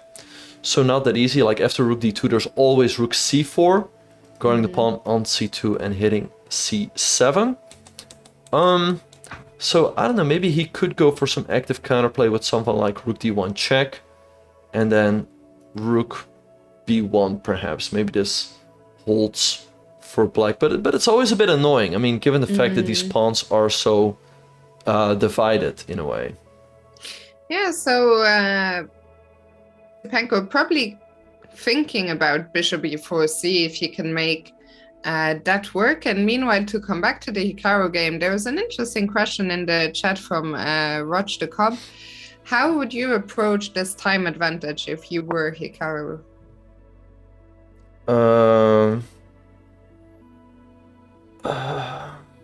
How would he use it? Well, I think he's using it correctly. He's playing quite quickly.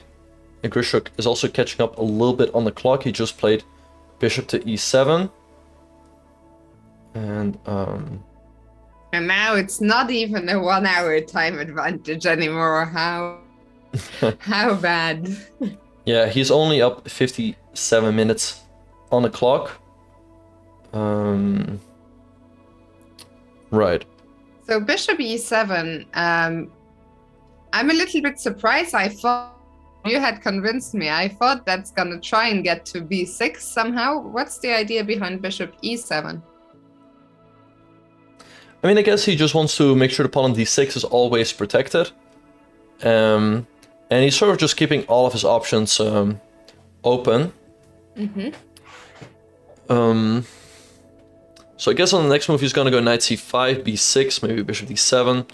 White should still be a bit better, but not easy to continue.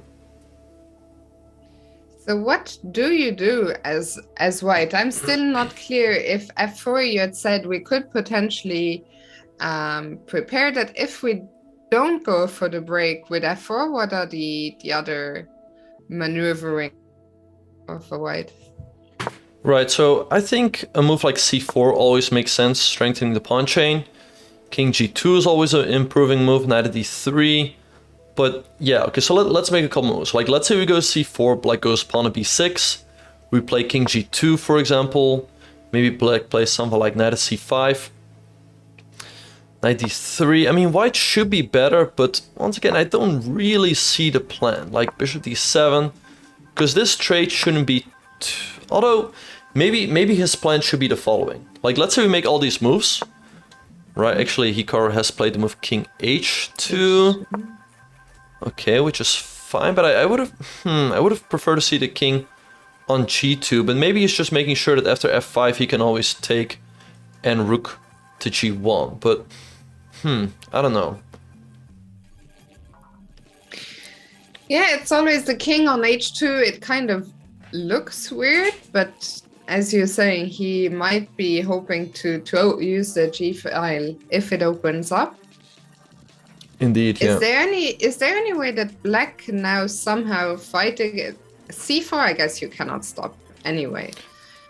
No, you can't really stop c4. I mean, you could go knight b6, but the knight looks a little bit awkward here. And actually, maybe I could play c4 anyway, because if you take there someone like queen c3 and you're pinned. So I guess he just has to go knight c5 and b6. Yeah, so knight c5, the move we've been expecting for a little while. I think that Grischuk will be that move will make it quite quickly. Couple of questions from Kat. What will happen if this game is a draw? Well, today not much is going to happen, but tomorrow is the last round of this qualifying round robin. So if this game is drawn, unless Jesse-Panko can win his game, Hikaru will still be the leader going into tomorrow's last round. And the second question was for you, Benjamin. What is your rating? Yeah, well, people apparently have not heard of this thing called Google. You can just, I don't know, most of your questions can be answered there, but my rating is 26, 24. Anyway, so, yeah. But yeah, if Hikaru wins today, I think, I mean, his chances to win this group are pretty good, because I don't really see Jesse-Panko winning this game. It's probably going to be a draw. And then he will have a 1-point lead going into the final round. Then if he draws tomorrow against Jesse-Panko, he is through. If he loses that game, which is of course not what we're hoping for, then he still has a tiebreak. So a win would be huge here. I think, I mean, if he wins, I give him like 80% chances of winning the group. Yeah, I would even give him more. If he wins today, I will give him 90, let's say 5. Plenty of but yeah, so this game, I think the most important thing for Hikaru today is to not lose. Yeah. And of course, if the other game in a draw, as you mentioned, that will help. But Grischuk took a lot of risk. Do you feel that his choice has worked out well, or how Grischuk feels right now? I don't know how Grischuk feels right now, but let's see. So I think once again, yeah, he should put the knight on c5, and then it's going to be interesting to see how Hikaru will follow up. But I mean, yeah, we see that, okay, the time situation is not critical just yet for Grischuk, but I like what Hikaru is doing. I mean, he's keeping up the pace. He took a bit of time in the position. But he's still, you know, keeping the pressure on Grischuk. Because, yeah, I mean, 60 minutes for 20 more moves is definitely quite critical for him already. For sure. I mean, I'm curious. Surely Grischuk, I know he's been there many times before, but I wonder, how does he not get any nerves? How does he not feel, okay, I have to make a move? But no, he is thinking. It's especially strange in this position. 5 looks quite natural. Yeah, no, I think so too, yeah. Because, I mean, a move like f5 is probably really out of the question. I mean, I guess we just... There's lots of ways to continue here. I mean, I guess someone like maybe even takes twice. And a rook takes. There's always a move f4. And white is just better equipped to deal for this opening of the position, because he has everything developed. So f5 is kind of out of the question. You could play a move like b6 first, but I mean, it feels like there's no other move really besides knight at c5. So, I mean, of course it's not easy when you're sitting there, but he just has to keep making moves, otherwise he will just get too low on the clock. Yeah, and I mean, at some point he had found his footing. He made a few, after having spent quite a lot, he suddenly started making a few faster moves. But now, once again, he's gone into the tank, and we'll see if it isn't knight c5. I'm curious what he will come up with. Maybe we have time once again to jump around very quickly. Yeah, so let's see. In Yesipenko's game, king f8 was played and knight at d2 by a Chen. Yeah, it's looking quite pleasant for white. I mean, maybe black has to play a move like rook a to d8, but we could just play someone like f3, strengthening the pawn on e4. And once again, given the fact that these pawns are split, gives white a nice advantage. Black doesn't have any real targets, and white could just play someone like king f2, king to e2, make sure that this rook is protected, so then white could play the move knight c4. So I think Hikaru has reasons to be optimistic, and actually knight c5 has just been played by Grischuk. And I just wanted to point out, like, let's say Hikaru wins today, and let's say Bakro wins, right? Then Hikaru could afford to lose to... then let's say Hikaru loses to Yesipenko. The only way he would not go through is if Bakro beats Grischuk with black, which is quite unlikely. So, I mean, then he would almost be through already.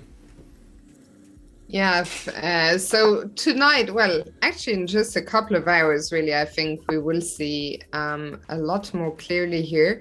So knight c5, the ball is back in Hikaru's court. Do you expect c4? Yeah, c4 makes sense, or knight at d3. I think he just has to go for this knight trade, like we discussed, because let's say he goes c4, so Grischuk makes a move like knight b6, knight d3. If he trades off the knights on c5, then he could go for the f4 push. So I think that's really what he should be going for. Like, let's say bishop d7, we trade, black recaptures, and then f4. I kind of like this approach, because if black takes, there's always annoying moves like queen to c3 to threaten checkmate. And now that the knights are off, this whole opening of the position should favor white. So maybe after f4, black should consider keeping things closed. But yeah, once again, white should be better, but difficult to break through. Not an easy position, but yeah, Hikaru, we suspect, might be looking for the f4 break. If not, c4, knight b3, are there any other... It's hard to come up with any other plans, actually, because I'm struggling to see which piece we could improve. Yeah, no, indeed. I don't know, yeah, because once again, f4 feels too risky with the knights on the board. I mean, maybe something like knight d1 to c3 to b5, but that doesn't really do too much. So I think he has to go for c4 and knight to d3, but I guess we'll just have to wait and see. And I see in the chat that Vincent Keimer has found the move b4, which clearly must be another engine move, because I see people are very, very impressed with that. So we left it off after Levon's move g5, which was incredible, and b4 is every bit as incredible. Yeah, so I mean, let's have a look. Like, let's say black takes on f4, I guess we take on c5, and this endgame should be good for white. I mean, this bishop is still under attack, and after bishop b4 we have to move rook d1, defending the pawn, and white just looks winning here. So what happens if black takes the pawn on b4? I mean, I would think taking on g5, bishop g6 should still be good for black, because the king is so weak over here. I mean, queen c3 is simply coming. So maybe he has to move the queen back to make sure that c3 is guarded with probably... I don't know how to evaluate this position, to be honest. It's so unclear. It's so messy. Yeah. Both kings so exposed. So yeah, nice move by Vincent. For sure, and really not easy, especially in a spot where probably he didn't expect. To compose yourself and to find the best move, especially a move like b4, is very, very impressive. So kudos to Vincent indeed. Yeah, so let's have a look at the other game in the group between Dubov and Vidit. Still looks approximately even, but Dubov is up 25 minutes on the clock here. Let's see what has happened. So Vidit moved the knight out of the way at 97, b4 by white, g6, making sure there's never any checkmating tricks on the h7 square, bishop to d3 and queen a8 by Vidit. He's putting pressure on this diagonal, but also defending the pawn on a6, so I don't really think he has too much to worry about. Yeah, I think, agreed. Vidit has gotten out of this very well. Looks like he has equalized quite comfortably with the black pieces, so we'll come back and check in with this group a little bit later. Meanwhile, in Group D, in Shirov against Wesley, we have that ending now with the opposite colored bishops. The rooks are but that also looks extremely equal to me. Yeah, for sure. So yeah, opposite color bishops here. I like Grischuk's, I like Shirov's last move, bishop g5. He's making sure that black can never put a rook on d8. And now, I mean, we'll see how Wesley will continue. It's not easy. And if white gets a couple moves, let's make some random moves, right? Like, let's say black goes a5. White always has the option of playing something like rook fe1, making sure this pawn is defended. Let's say black goes here. And we could start thinking of moves like g4. And after this trade, white then wants to go f4, f5. This bishop might get trapped over here, but also we could suddenly launch an attack on the king. So Wesley not out of the woods just yet. Maybe Shirov can still hope for a small advantage.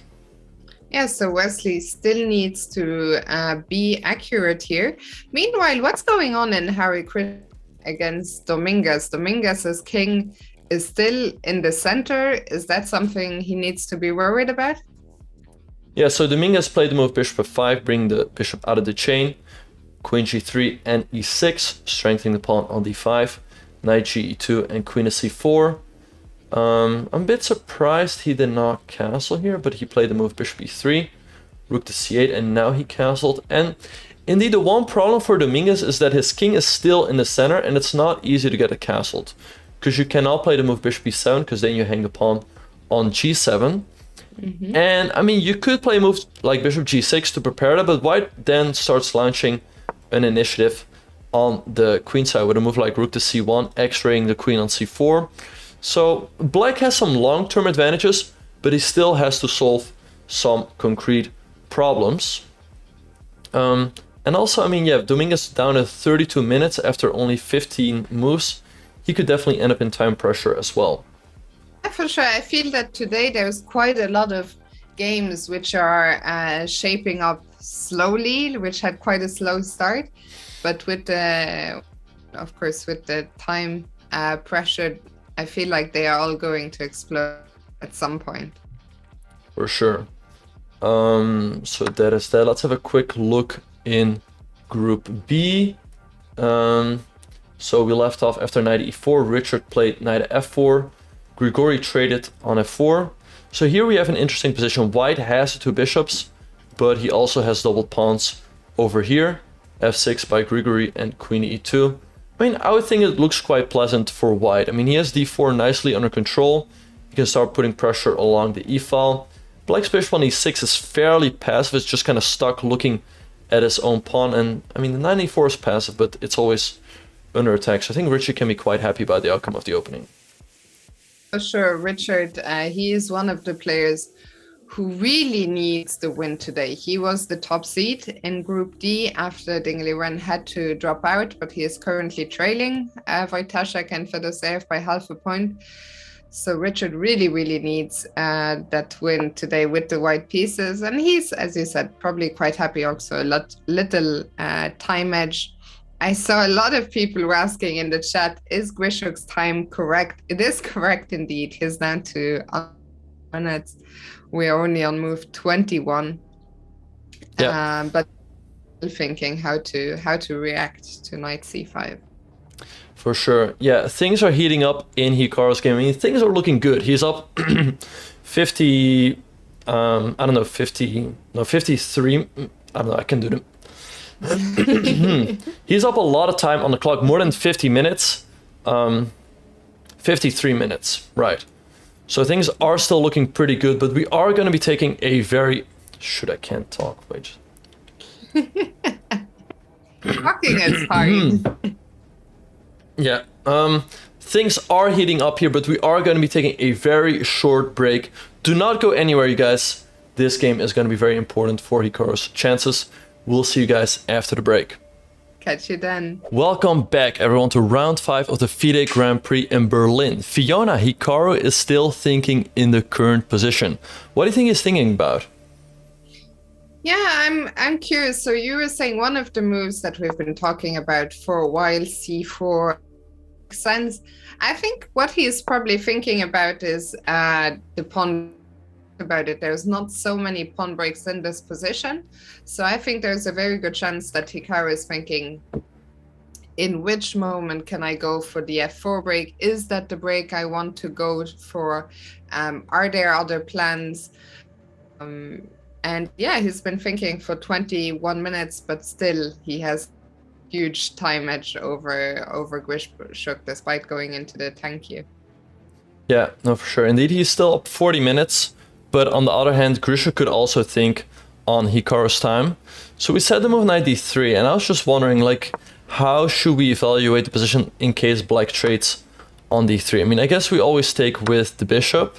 Then after bishop d7, I mean, it looks better for white, but I guess if f4, black could actually f4 here hangs a pawn, so that is not really an option. But after c4, like, how exactly are we going to break through, you know? Yeah, and I think that is exactly what Hikaru is spending his time on the books. Visually very nice, but as you've mentioned a few times, it's just not easy to break through. I don't know if we want to play in this position for the c5 push, but if black plays this move b6, which we've been talking about for a while, the c pawn is... and then we need to look for another way to make progress. Indeed, yeah, and maybe what we could go for is someone like rook a1 and a4, a5, but the position does have the potential to get completely blocked here. I mean, let's say black makes a move like rook c8, we go a4, black goes a5. I mean, b6 is backwards, but black could always just decide to try to hang on to it with all of his pieces. Although I would think that white then tries to start playing on both sides of the board. I mean, maybe he can start pushing for f4, or like combining also the pressure on the pawn on the b6 pawn. So it's going to be very interesting to see how Hikaru will follow up here, but he's got to go. He's got to go at some point. I saw just when we came back from the break, someone in the chat was predicting 8 draws today. We haven't had any day with all draws. Do you think it could happen today? Nah, I think it's unlikely. I guess we'll see a decisive result somewhere. But let's have a look at the other games. So the game between Wojtasek and Fedosseev, it might actually end in a draw pretty soon, because in the current position, after knight c1 and rook to d2, I guess, I mean, knight b3 could already be a repetition. Rook d1 and knight c1. So this game is probably going to end in a draw. Let's see whether Rapport can catch up. It's still looking good for him. I like this move by Grigori hitting the pawn on f4, because you can now play the move g3, sorry, to defend it, because black now can take this pawn on h3. So maybe Rapport just has to play queen e3 to guard that pawn. But yeah, I think it's once again, it's a must-win game for Rapport. If he wins, he will catch up with Wojtasek and Fedosseev. So what other game do you want to have a look at? I see that the chat really wants to look at Wesley So's game. So let's go back to Alexei Shirov. So. Right, so Wesley So is playing the Barn Cloud on Royds. King is going for a walk. But I mean, given the fact that so many pieces have been traded off, the king on f5 is completely fine there, because white doesn't have, you know, a knight or a light squared bishop, so there's no way you can actually take the king on f5. Also g4 can be met with en croissant, so once again the king is completely fine there. Then maybe you can put the rooks on the open d file, so Wesley shouldn't really have anything to worry about here. But he has nothing to worry about. Do you think that Black can hope for something to take over the initiative, or do you think this is just an equal position? I think it should just be an equal position. Yeah, I don't really see Black creating any realistic chances here. So it's probably just gonna end in it. Although, the one thing I would say is that this pawn on h4 could be under attack in some positions, like White can play bishop to e1, maybe rook d4, so actually White could still be a little bit better here. Right, I think it's still up to Wesley to completely equalize, because if you take the pawn on e5, you always have to reckon with bishop c3 check and taking the pawn on g7. So White's still a little bit better here. And let's have a very quick look as Hikaru is still thinking at the other game in this pool, Hare Krishna against Dominguez, and I am continuing to be worried about Dominguez King. Yeah. Oh, bless you. In the center, thank you. Yeah, so he pushed this h-pawn up the board. I mean, he's distracted the queen from the attack on the pawn on g7. So now he could maybe move out the bishop, but it's likely gonna come with other problems. And still, I mean, given the fact that he's pushed up his h-pawn, then short castling is now a bit less appealing. So I don't know. I'm not that thrilled by this h-pawn push. Yeah, and Dominguez is such a strong, obviously, but such a solid grandmaster. He lost yesterday with the white pieces to Wesley, so Dominguez doesn't lose too often with the white pieces, and today could be in some danger here. If he were to lose, his hopes are over to make it out of this group. So a big game here for Hare Krishna. On the other hand, he will really try here to get the full point and put himself in striking distance against of Wesley, so who he will be playing pieces. So that's a tough task ahead for Hare Krishna.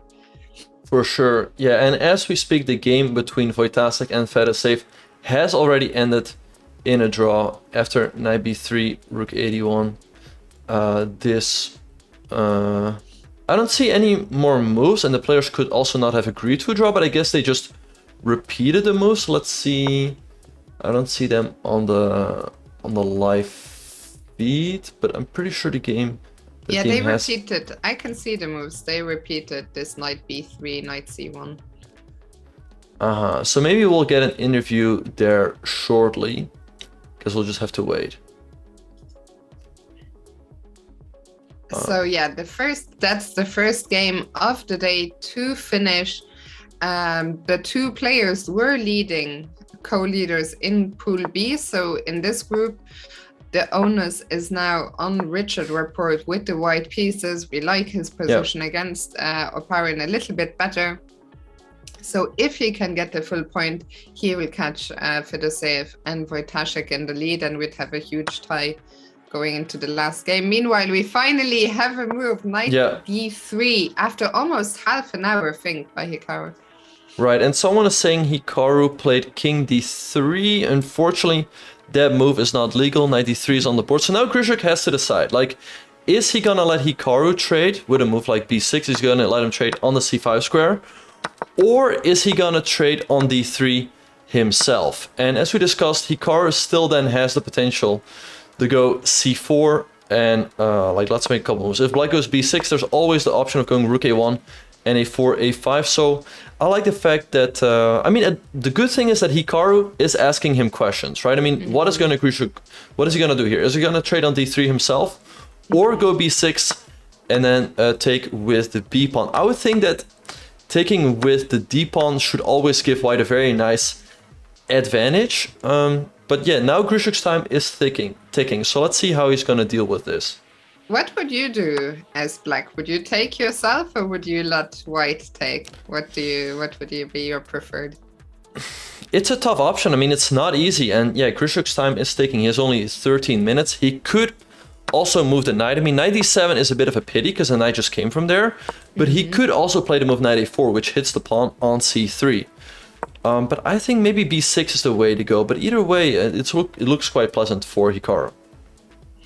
Yeah, so knight d3, one of the moves we had anticipated, and sending Grischuk once again. It's only been 2 minutes, but at this point, 2 minutes is already a long thing for Hikaru. As crazy as that sounds, you just cannot afford too many more things like that, because 19 moves he's to make. Yeah, every minute counts in this situation. But yeah, let's see. I mean, I guess b6 makes sense. I mean, something like knight a4 makes sense as well. But then, I mean, given the fact that the knight is then on the rim, then white could maybe push for c4. But yeah, we'll see what he will come up with. But either way, it's looking good for Hikaru. It's up 35 minutes on the clock. The position looks better. So I think Hikaru and the chat here have all reasons here to be optimistic. Yeah, and a question from Ulik, are they on the way to a draw? They're on the draw. I mean, the game might end in the draw, but there is no draw on the horizon here. There is not really any repetitions. Hikaru, I think we like his position, we like his... So I don't think any of the two players is thinking of a draw here. Oh. And as we speak, we have an interview with Wojtasek and Fedoseev. Let's listen in. Or Radek, could you give us Radek, Wojtasek and Vladimir Fedoseev? The game is ended in a draw. Or Radek, could you give us a small, quick rundown of how you saw the game, in your opinion? Yeah, actually, I didn't really expect the line which was played, this knight d7, so I decided that if it will happen, I will just go a3, which is like, it's less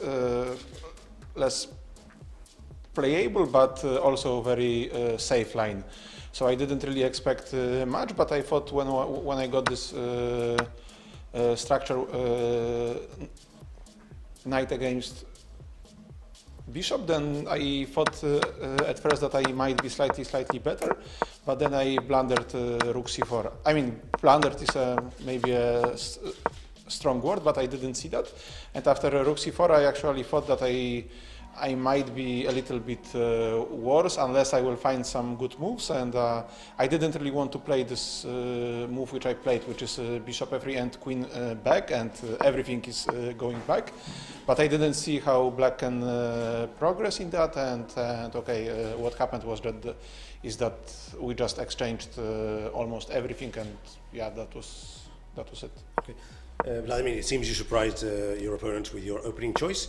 You had an isolated queen's pawn, but a good activity for the position. Were you content with your position after the opening? Yeah, actually this line just very safe for white, and it's required black to play some accurate moves. I was a bit afraid of playing like this, but okay, I cannot change my plans, and Radoslav went to this line with a3, and then I think I just remembered till rook c8, and we got this position with knight against bishop very naturally, and I guess this position is not clear to evaluate, and in some cases black also can get a good active game here. So I'm checking very quickly, but I can't find it. Which one of you is playing Rapport tomorrow? I am. So now there could possibly be, depending on the last result, obviously, a three-way tie going to the last round. How do you assess your possibilities in the last round if that situation occurs? 1/3, I guess, then, no? Because like all of us will have the same amount of score, and yeah, we will see. I mean, it's very unclear, of course, but I think it's also simply interesting for everyone to see. Last question for Vladimir. You actually suggested the other day that a tie in the last round could easily be possible, and that are you confident in the tiebreak if that occurs? Funny question. I have to ask. In any case, I'm confident. Okay, so let's see what will happen tomorrow, and let's see what will happen in the last game in our pool, when Richie should try to beat Grigori with white. Okay, good luck for both of you for the last game. Thank you. Yeah, so both those players are tied going into the final round. By the way, here we see Hikaru thinking. So yeah, let's pull up this game again. So And Hikaru, it is, yeah. Sorry, Go you were ahead. Yeah, just no, gonna go say ahead. Go ahead. B6 has been played by Grischuk, the move that we were expecting. And now for Hikaru, I guess the first question is the knight on d3. Do we want to take on c5 or not? And then again, what are the alternatives? Yeah. Yeah, so I think indeed he has to trade on c5. Grischuk probably... Oh, by the way, we have another interview. Could you Let's please listen in. tell us briefly, how did you spend your rest day? We just enjoyed our rest day, and most of the time I did absolutely nothing yesterday, and that was much better than during the tournament. And also we played a lot Here. of training games and before this important round. You're a very romantic player on the board. Are you a romantic person yourself in life as you are on the chessboard? I don't know, it's better to readdress this question to my wife, I guess. Will do. What is the most annoying part in being in a relationship with a professional chess player? Maybe because professional chess player do not going often from home, and normally women do not like to see men at home that much, I guess. Okay. We already discussed it yesterday, but that interview will be released later. Are you planning to fist pump in No. this tournament? No. Anyway, no. Okay. Yesterday, Yuri Lvovich Averbach turned 100 years old. Do you have some memories to share with us with him? I only had met him a couple of times, and I can say that I had no chance to speak with him. But in 2013, as I remember, we was part of one meeting in Moscow where he just gave lecture, and I played simul with chess lovers. So it's my only experience to meet him, and also I maybe meet him a lot in Central Chess Club in Moscow, because he used to went for many activity there. And the last question for today. Tomorrow is the final round of the first part of this tournament. How are you going to get into the mood for this final game? Okay, game is a game. So we'll see what we will do, and what will happen. I don't know. I don't expect anything, but okay. Anyway, it will be a good fight. All right. Well, this is what I wish you, and see you tomorrow. See you. Yeah, that was the interview, and here we see Hikaru once again. So 93 b6 was played by Grischuk. So Fiona, how do you think Hikaru should proceed in the current position? Well, you were saying, I think, that you expect Hikaru to trade the knights on c5, and I was wondering once again that other move you've been talking about for a while, c4. Does it make any sense to play that before we trade? Does it matter? It's not clear to me. Yeah, and here we have Hikaru on the big screen. Yeah, I kind of like. So you were saying like probably takes an f4, right? So then Grischuk will kind of. I like this continuation, especially because it will force Grischuk to make a decision. Like, is he gonna take an f4, or does he play f6? I mean, f6 is possible, but then of course white has all the space in the world. So I think maybe Grischuk has to take on f4. Let's say we recapture, maybe bishop d7. White should still be better, but it remains difficult to break through in this position. Yeah, and well, the question is there something, what if Hikaru doesn't take on c5 and he goes another move you were talking about, c4?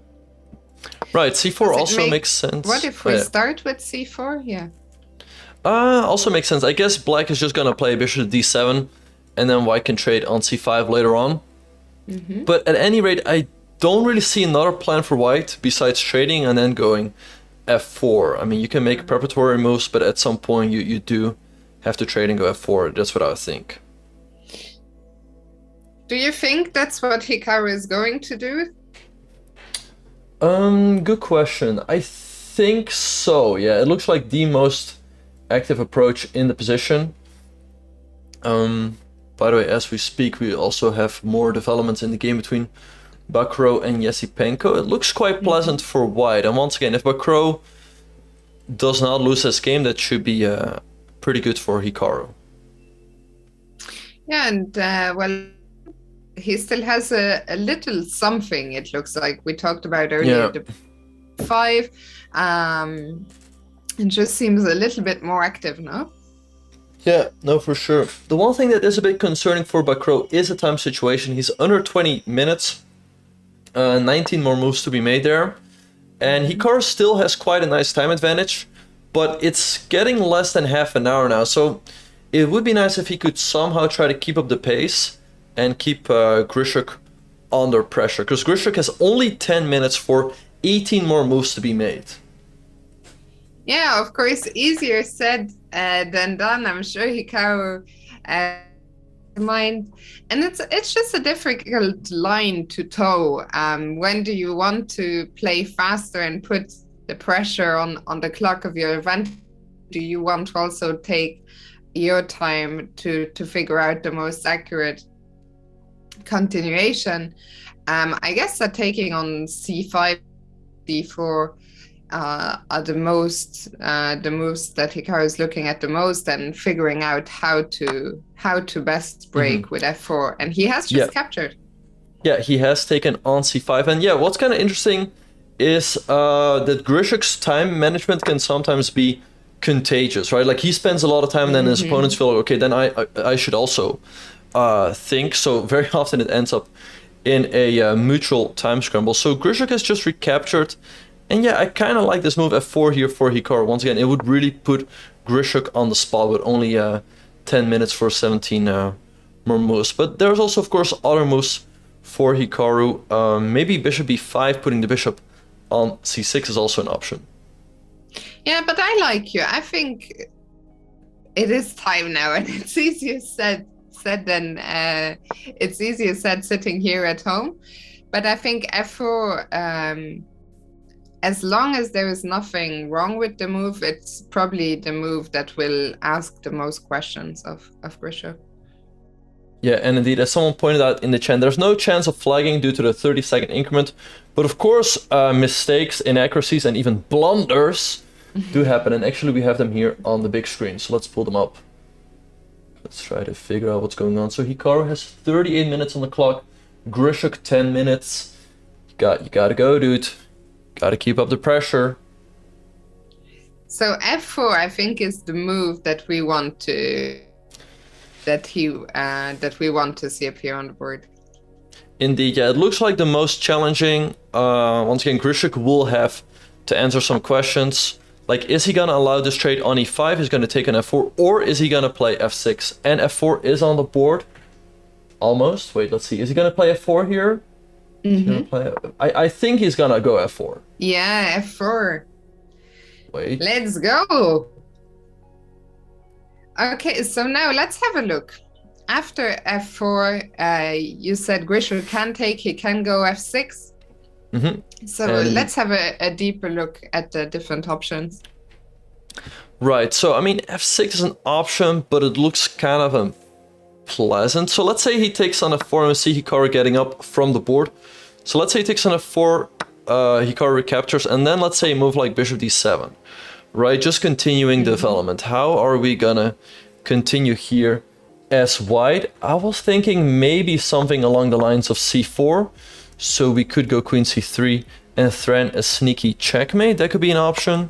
I don't know, it looks good for white, but yeah, Grischuk is thinking here. Let's see what he's gonna come up with. Pause champ.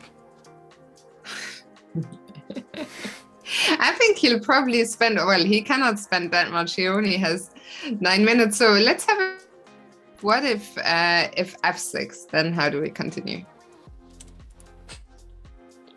Yeah, like let's say he goes f6. So Hikaru has two options here. He could trade on e5, which looks quite pleasant, opens up the f file. On the other hand, black always has the entry squares covered, but I also like this other option of going f5. And then if black will probably have to keep things close with the move g5, but then maybe we can put our bishop on b5, potentially bishop c6. Anyway, lots of good options here for white, but yeah, Grischuk, he is thinking. I mean, of course, that's what we like to see. Guys, make sure to throw in your prime to get Grischuk low on time. It always works. Always works. And Grischuk is thinking, he has just captured on f4, and this was really, I think, a critical moment in the game, because what decides on is going to change the character of the position. So in this case, e takes f4, his choice. Yeah, Hikaru will now probably recapture with the bishop. I guess he's just away from the board, taking a quick break, but I'm sure that as soon as he comes back, he will make that move. Yeah, see. Okay, there he is. Okay, I mean, bishop f4 should be on the board any moment, I would think. Really looks like the logical move. You gotta go. Dude, you gotta go. It's the only move. Why is rook f4 not a possibility?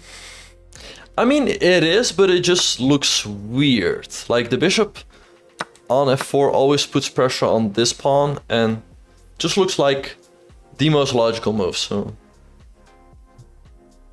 let's see. Yeah, Hikaru at least didn't instantly recapture it. I'm with you. I think he will do that quite quickly, but yeah, he has to. I mean, there is nothing to be done. He has to take on f4 either with the bishop or the rook, but bishop takes does just look a lot more natural. Gotta go. Is that your emote, actually? I like it. Yeah, that's my emote. You gotta go. Very fancy. Very fancy. He hasn't got to go just yet. In fact, he's still got 36 minutes. I'm surprised to see. Okay, no, he has captured with the. He has recaptured. Yeah. So now we'll be up to Sasha. I mean, I think bishop d7 looks logical. Maybe rook b8 as well, offering the rook trade. Because then let's say he takes on b1, he's distracting the rook away from the f file. So let's see what Grischuk will do here. 8 minutes and ticking. Yeah, so for Grischuk, you know, we were saying earlier, it's not so easy in some of these positions for white to come up with a plan, but for black, it's all really not easy. As you were saying, some c4 might happen with the queen coming to the long diagonal, and for sure black is very accurate, because otherwise things could get very scary very fast. Yeah, and as you see, Grischuk still has 8 minutes, but once again, time is ticking, 15 more moves to be made. The position is simplifying a little bit, but Hikaru definitely still has pressure, so not an easy situation for Grischuk here. Maybe we can very quickly check in, because soon we might not have much time left to jump around as Grischuk's clock ticks down. But should we quickly update some of the other games? Yeah, for sure. So which game do you want to have a look at? We could start, see if there's been any update. The game between Etienne and Yesipenko. Right, so we left off after b3, knight at d7. Etienne dropped back the bishop, knight at c5, king f2, and f6. still looks approximately even. I would think white has to play knight c4 at some point. And I don't know. So like, let's say we go knight c4 Wait, here. sorry, do we? Because I see the show. Yeah, we can't see. We have to remove the camera on. Oh, yeah, my bad. Let's forgot. Yeah. So so let's say knight c4 for HN. Let's say Yesipenko takes, bishop takes. I don't know. Black should be all right here, I would think. So this could maybe still flip Yesipenko's way, which is not what you're hoping for if you're Hikaru. Because let's say Hikaru draws and Yesipenko wins, then a draw would mean a tiebreak between Hikaru and Yesipenko. So a draw or a win for... I mean, I think really a win for Bakro is the desired result, or a draw, but not a win for Yesipenko. Yeah, for sure. Why do you say that Black could be taking over? What are the factors in the position that could give Yesipenko somehow? Well, basically the fact that all these pawns are fixed on the light squares. I mean, the bishops are on the light squares as well. So maybe long term, Yesipenko could have some targets. I mean, maybe the knight could swing the d4, hitting the pawn on c2. So it's very, very long term, but I mean, he seems to be fine, right? And to get to a better position, first you have to equalize, and then you get the advantage. So, and actually, as we speak, bishop d7 has been played by Grischuk. So let's see, how should Hikaru proceed here? And they're back on the screen. So bishop d7, and I like your suggestion of go c4 and try and bring the queen to c3 or to b2, somewhere along that long diagonal. Yeah. So let's see. So c4 makes a lot of sense. The only thing I was wondering about is maybe Grischuk has time to go bishop f6 and plan the bishop on d4, because I don't really see a trick on this diagonal. So that could be an option for Hikaru. What he could also do is go for something like queen to e3. Let's say Black makes a random move like rook here, and then maneuver the queen over to g3 and push for e5. That could be an option as well.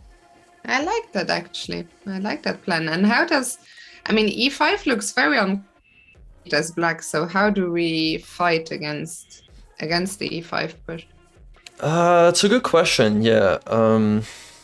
I don't know, because bishop f6 is out of the question now, because this pawn is under attack, so... Wait. Something... Oh, no, that was on their end.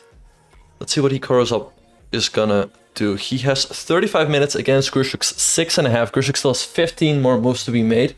If Hikaru can come up with some problems here, Grischuk will be in a lot of trouble. But yeah, and we see the two players at the board very, very focused. For Grischuk, there will be no more getting up. We're still an hour away from the time control, but hopefully he doesn't need the loo, because there will be no time to go. yeah. And for Hikaru, I think, yeah, a lot will also... But Hikaru really has that advantage. He's been at the top for so long. He has played Grischuk plenty, so I don't think that he will let himself be influenced, let's say, by Grischuk's low time. Yeah, no, for sure. He just has to keep his cool and, like I said, come up with some problems. Because if he just plays quickly, makes random moves, Grischuk will figure it out and then reach the time control. But if he really poses some nasty problems, that's where probably Grischuk will go wrong. Because, I mean, to solve difficult problems with only 6 minutes on the clock is very, very difficult. I mean, even for Grischuk, I mean, practically impossible, I would say. So it's up to Hikaru now. Let's see what he is gonna do. Someone like bishop g3 could maybe make sense with the idea of going c4. Like, let's make a move. So, like, let's say we go bishop g3. Our idea is now to go c4 and queen c3, and now Black does not have this move available. And that would definitely put Grischuk under pressure. So let's see what he's gonna do. Bishop g3, an interesting move. I also saw a suggestion in the chat. What about rook f2? Rook f2 also makes sense. So I guess you just want to double the rooks, like rook a b1, maybe just rook b f1. And once again, this idea of c4, queen c3 remains in the position with a lot of pressure. Like, I mean, then we would always threaten queen g7. If we move the bishop, we hit the pawn on f7. So I kind of like that suggestion as well.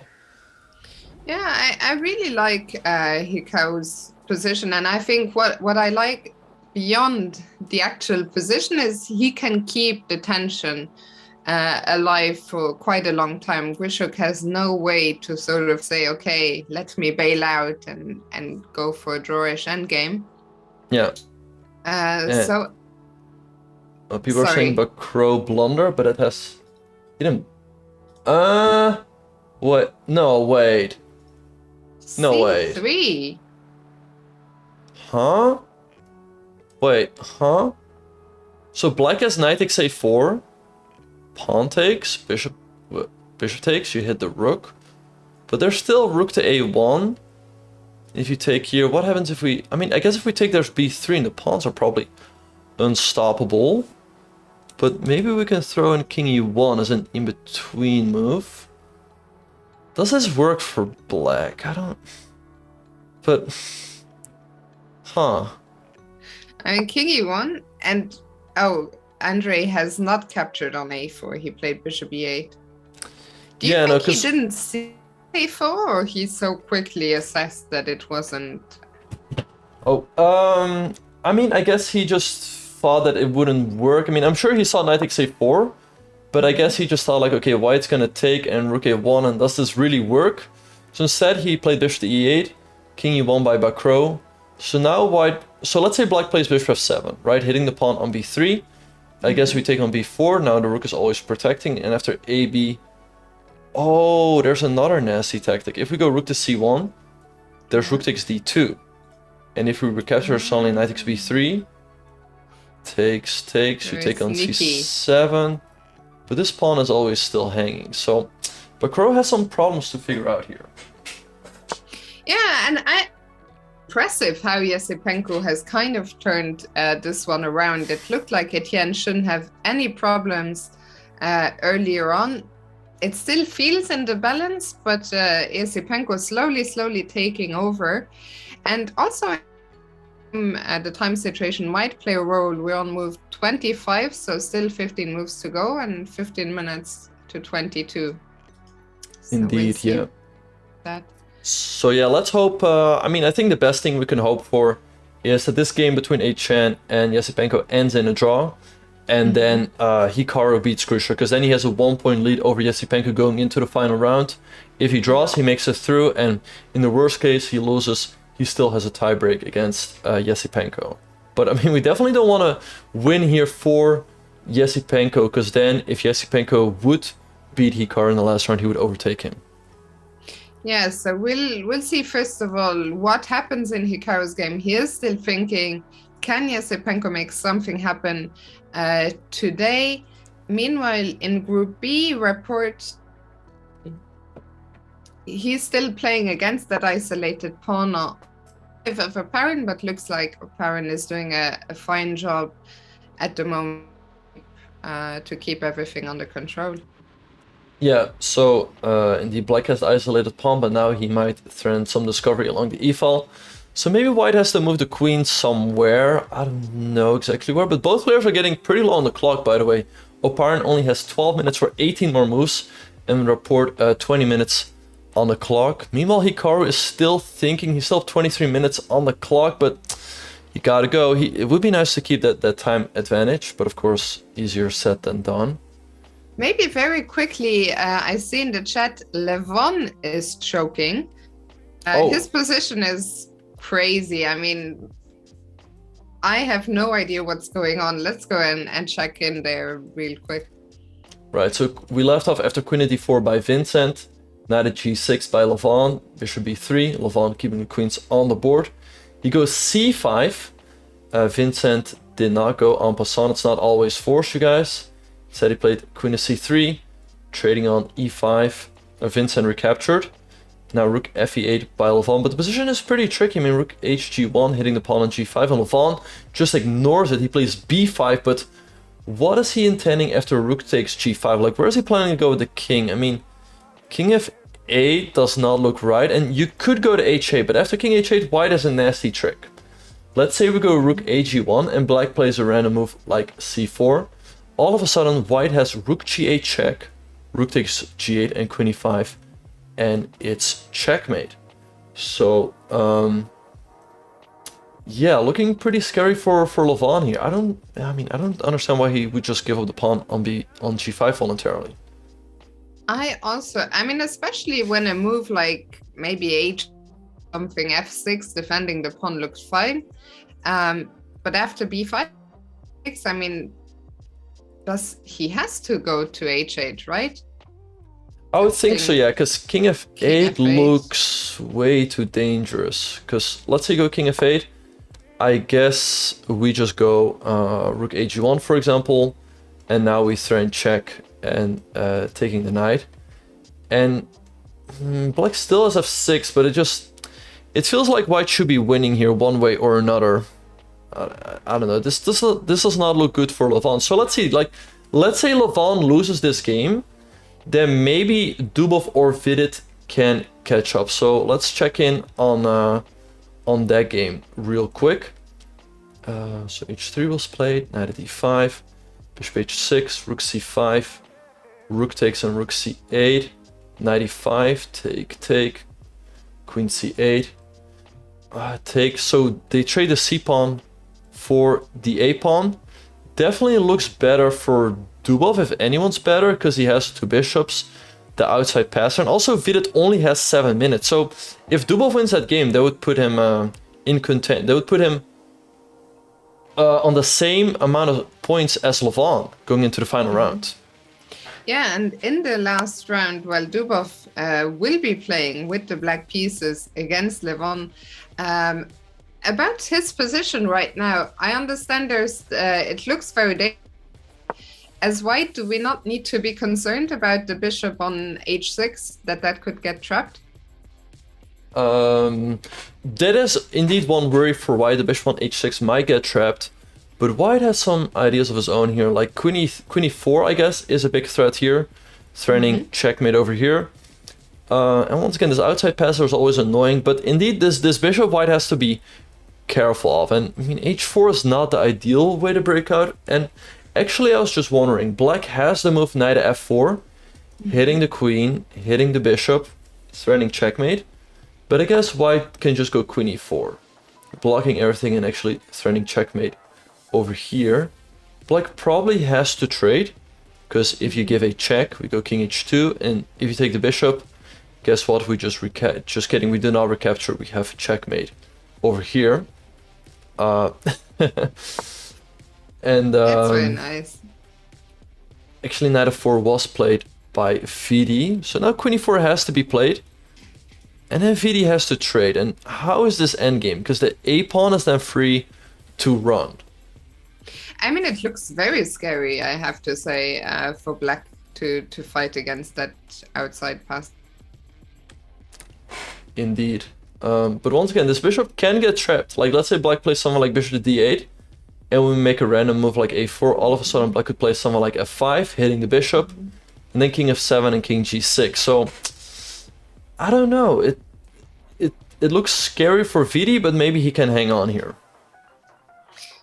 Yeah, scary stuff, and the standings might just be shaking this group, as Vincent has taken on g5, king h8 has been played, and we expect rook a to g1 with Vincent the one pressing. Yeah. Hikaru, meanwhile, is still thinking. He's down to 24 minutes. This one's really going to heat up in a moment, in a minute, and all the other games are still going. So only one result today so far, a draw between Wojtaszek and Fedoseev in Group B. Indeed, yeah. So let's check in Pool D. So let's see the game between Wesley and Shirov. Wesley should be doing fine here. Once again, he's planting the king on f5. So let's see, if white takes the pawn on h4 with the bishop, black has a nasty move, bishop d1, hitting the rook, and if the rook moves, you hang the bishop on h4. So bishop takes h4 is not great for white.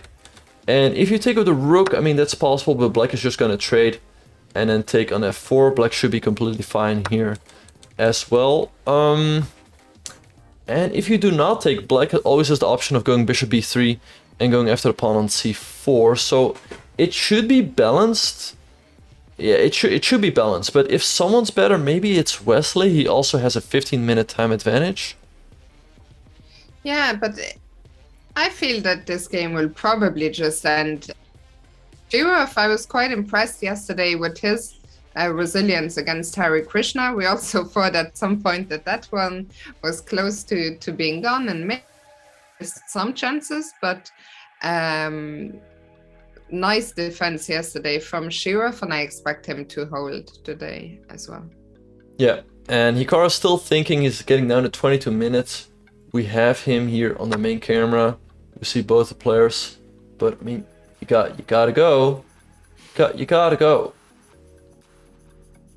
Shall we very quickly have a look at the last game we haven't seen? Oh, Yeah, actually, sure. no. Well, let's keep them on the camera. So which game do you want to have a look at? The game between Hare Krishna and Dominguez? Yeah, let's do that. So we have more developments here. Let's see what has happened. So we left off after this move, Queen f3. Dominguez dropped the queen back with Queen to c6, Bishop to g5, Queen d7, Knight to f4, Knight c4, hitting the pawn on b2 and threatening a little fork here. So Hare Krishna played Queen to e2, Bishop b4, a3, Bishop a5, e4. Okay, so he wants to go Knight to b5. Dominguez stops it with a6, Rook fd1, and Bishop d8. And after this trade, I don't know, I guess Black should be doing fine here because he always has pressure on the pawn on b2. He's ready to castle now. The queen could come out at g5, and sort of the white pieces are lacking good squares, I would think. It's a bit annoying for white that this pawn on b2 is always under pressure. And the queen is stuck defending that. Like, let's say you go b3, then knight a5 is always annoying. And if you move this queen out of the way, then you always have to reckon with moves like queen to g5. So I kind of like how this has developed for Dominguez over the last couple of moves. Yeah, I'm really surprised. I was kind of worried for Dominguez and thought we see even the bar has shifted in Black's favor. And well, a lesson, an example that you can get away with not castling for a while. It's not recommended, but it seems to be working here for Girov. And as you said, now he might finally be ready to castle. Indeed. And well, Benjamin, seeing as Hikaru is still thinking, maybe we can take our final quick for the first time control. Yeah, we are going to be taking a short break. But yeah, things are heating up. We hope that Hikaru will move soon and keep the pressure on Grischuk. But do not go anywhere, you guys. We will be back with more action from the FIDE Grand Prix in Berlin. Welcome back, everyone, to round 5 of the FIDE Grand Prix in Berlin. Fiona, things are heating up in Hikaru's game. What are the latest developments? Indeed. So we had a couple of moves after we left off when Hikaru had played Bishop d7. So Hikaru... Oh. I apologize. No worries. Hikaru did go c4, which is one of the moves we had been talking about. With the idea of the queen coming to c3, which and f6 being the only move here for Grischuk to made on g7. And I see that the chat was talking, can Hikaru go g5 next? G5 looks very interesting. Instead, he played the move rook to b3. We will, of course, keep a very close eye out on Hikaru's game, but we have an interview with Alexis Sheriff and Wesley So. Let's listen in. Let's pull it up. Quite pleased with the draw today. I think made thing I had again. Your team. Okay, so nothing. Yeah, because Do things. Oh, your How long is this interview?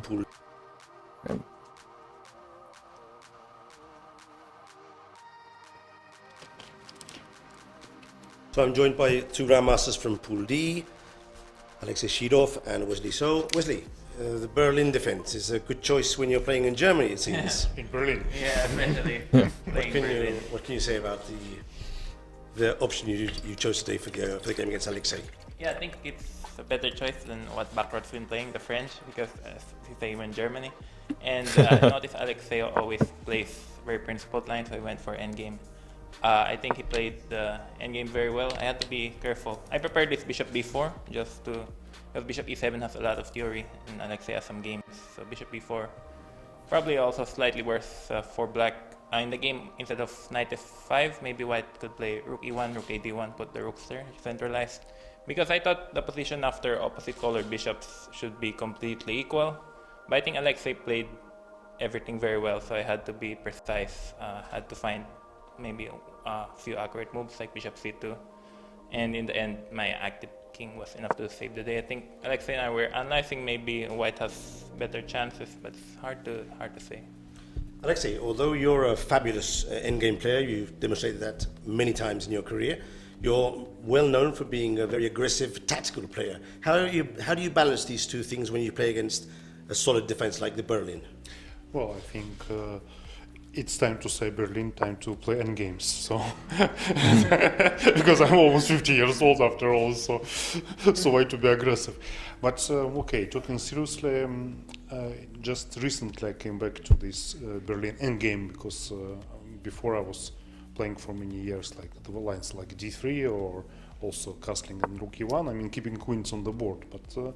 Recently, okay, I saw some new ideas and decided to come back to this endgame, but this paid off because, like, okay, somehow absence of those years of not playing this Berlin endgame also paid its price. So sometimes I don't feel so familiar in all these positions that arise. So,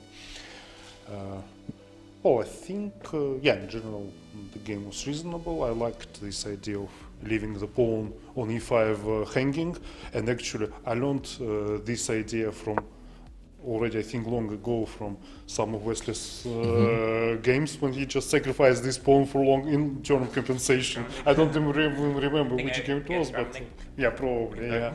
So then after that game, everybody realized that, okay, you can also think about giving up this pawn even if there is nothing forced after that. So, but I think Wesley is quite right. Knight f5 is not ambitious enough. I mean, if I really want to fight for advantage, I should put my rooks there, but I wasn't so sure if he plays g5. I understood that, yeah, it's double-edged and maybe I have some chances even for the advantage there, but at the same time I wasn't completely sure whether everything would just work well there. So knight f5 was a little bit like, okay, simplifying move, which is, and normally if you simplify then you normally don't get enough to fight for real advantage. So. According to my database, there was a previous game by MVL with rook fe1 instead of knight f5. A game played last year. My final question for Wesley. Of course, with this result, with a draw with the black piece against Alexei. And his interview is almost over, then of course we'll go back. You might be able to go into the last round with a full point over your contenders. How do you rate your chances for tomorrow? Well, if I'm not playing, I'd say it's very good because I have the white pieces. But I mean, I take it one game at a time, so you can't be too relaxed. One loss can change the entire tournament, so I just try to play each game like it's the very first round. I think I had some good games, but also bad games this tournament, so I'm just trying to play better. But quite pleased with the draw today. I think made some inaccuracies here and there, but managed to draw it. Thank you for coming, and good luck with the last round tomorrow. Thank you very much. Okay, so yeah, and actually as we speak we have more developments in Hikaru's game after c4. So after c4 we anticipated the move bishop f6, but Grischuk played the move rook a b8, queen c3 by Hikaru, threatening checkmate along the diagonal. Grischuk played the move f6, rook b3 by Hikaru. Nice move, so in case Grischuk trades now he can take with the a-pawn, solidifying the pawn structure. But Grischuk played rook b6, and here g5 by Hikaru, trying to blast open the f-file and this diagonal. And I guess the problem for Grischuk is that, let's say he plays a move like rook f7, Hikaru, and actually which has just been played, Hikaru can always play a move like bishop c1. And actually we have them here on the big screen. The problem for black is you cannot take on g5, because then we trade and we do get queen g7. Bishop c1.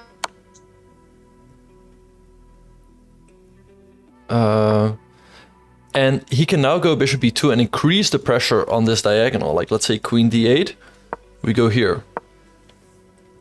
But it's not that easy. Black can still sit with a move like queen f8. Because if you take, you always take here. So it should be very good for Hikaru, but still not over. Yeah, so after bishop c1, Grischuk is thinking, Grischuk down to under 4 minutes now. This is move 30, 11 moves to go for Grischuk. So as you were saying, he cannot take on g5. So what are the options for him? How do we defend the pawn on f6? I mean, I guess he has to go queen d8, because like we said, he cannot take on g5, that opens up this diagonal, and it's just lost. So I guess queen d8 has to be played, he has to defend this pawn on f6. Then I would think Hikaru will go bishop e2 to increase the pressure, and then queen f8. Because white is attacking this pawn 1, 2, 3, 4 times. Black is defending it 1, 2, 3. And he cannot defend it any further. So I think queen f8 is the only move, because in case white takes on f6 now he can take the pawn on h6. But the problem for black is, as soon as he puts his queen here, he cannot make any more moves here. Like, he just has to, like, he cannot take here. Like, let's say we make a move like king g2. He cannot take on g5 because of queen h8 checkmate. And all his pieces are just stuck. So Hikaru should be winning. Queen d8 on the board. Grischuk only 3 minutes on the clock. Hikaru a little under 10. This is his time to strike. And Hikaru, I mean, he was looking very, very relaxed there before the move. Queen d8 was played. Grischuk, his head was firmly in his hands, but Hikaru firmly, very, very relaxed. We see the bar is going up a little bit. For Hikaru, do you think it's just a very good position? Would you say it's already close to winning? How do you assess the position in human terms? I would say it's close to winning, but it still has to convert somehow, right? I mean, like we said, bishop e2 looks good. Black goes queen f8, but then what, right? We know if we take on f6, black can always take here. We could prepare with a move like king to g2, but then black just sidesteps with bishop to d8. So it feels very, very close to win here for Hikaru, but it's not over just yet. So he still needs to stay focused. I mean, 10 minutes is also not a lot of time. Of course, it's more than Grischuk, but he has to stay focused and figure out the right moves here. But, I mean, he is good in the faster time control, so he should be able to find his way through here, I would think. So bishop b2 is the move that to put further pressure on f6. Are there any other plans that make sense? Also, bishop b2 has been played. Yeah, yeah. Bishop b2 looks like the logical move. I think queen f8 by Grischuk. Only move. Once again, he's stopping this indirectly now. But Hikaru could prepare for the move like king g2. Because let's say Grischuk makes a random move like bishop here. Now we can take, and queen h6 is no longer a check. So I like that move, king g2.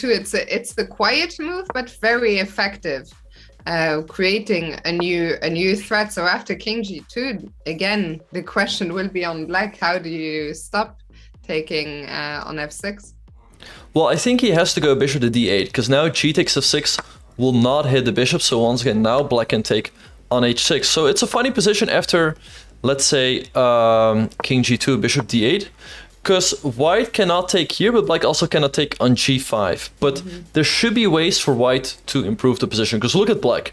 This queen has to keep eyeing the pawn on h6. This rook has to keep defending the pawn on f6, the bishop as well. So black cannot move. So then it's really the question, like, how does white improve? And there should be some way, right? Yeah, it certainly feels like it. I think that this game very...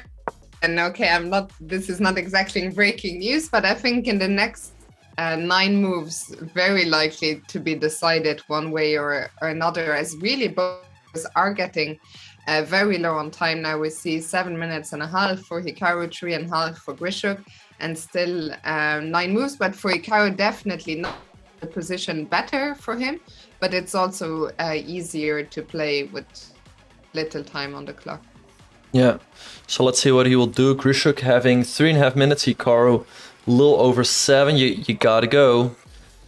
I mean, it looks good, but I mean, of course has to keep up the pace, because if he gets low on the time himself, of course it becomes a bit random. So let's see what he will do. I mean, once again, king g2 looks logical. Black goes bishop to d8, but then what? I don't see it just yet. Yeah, so let's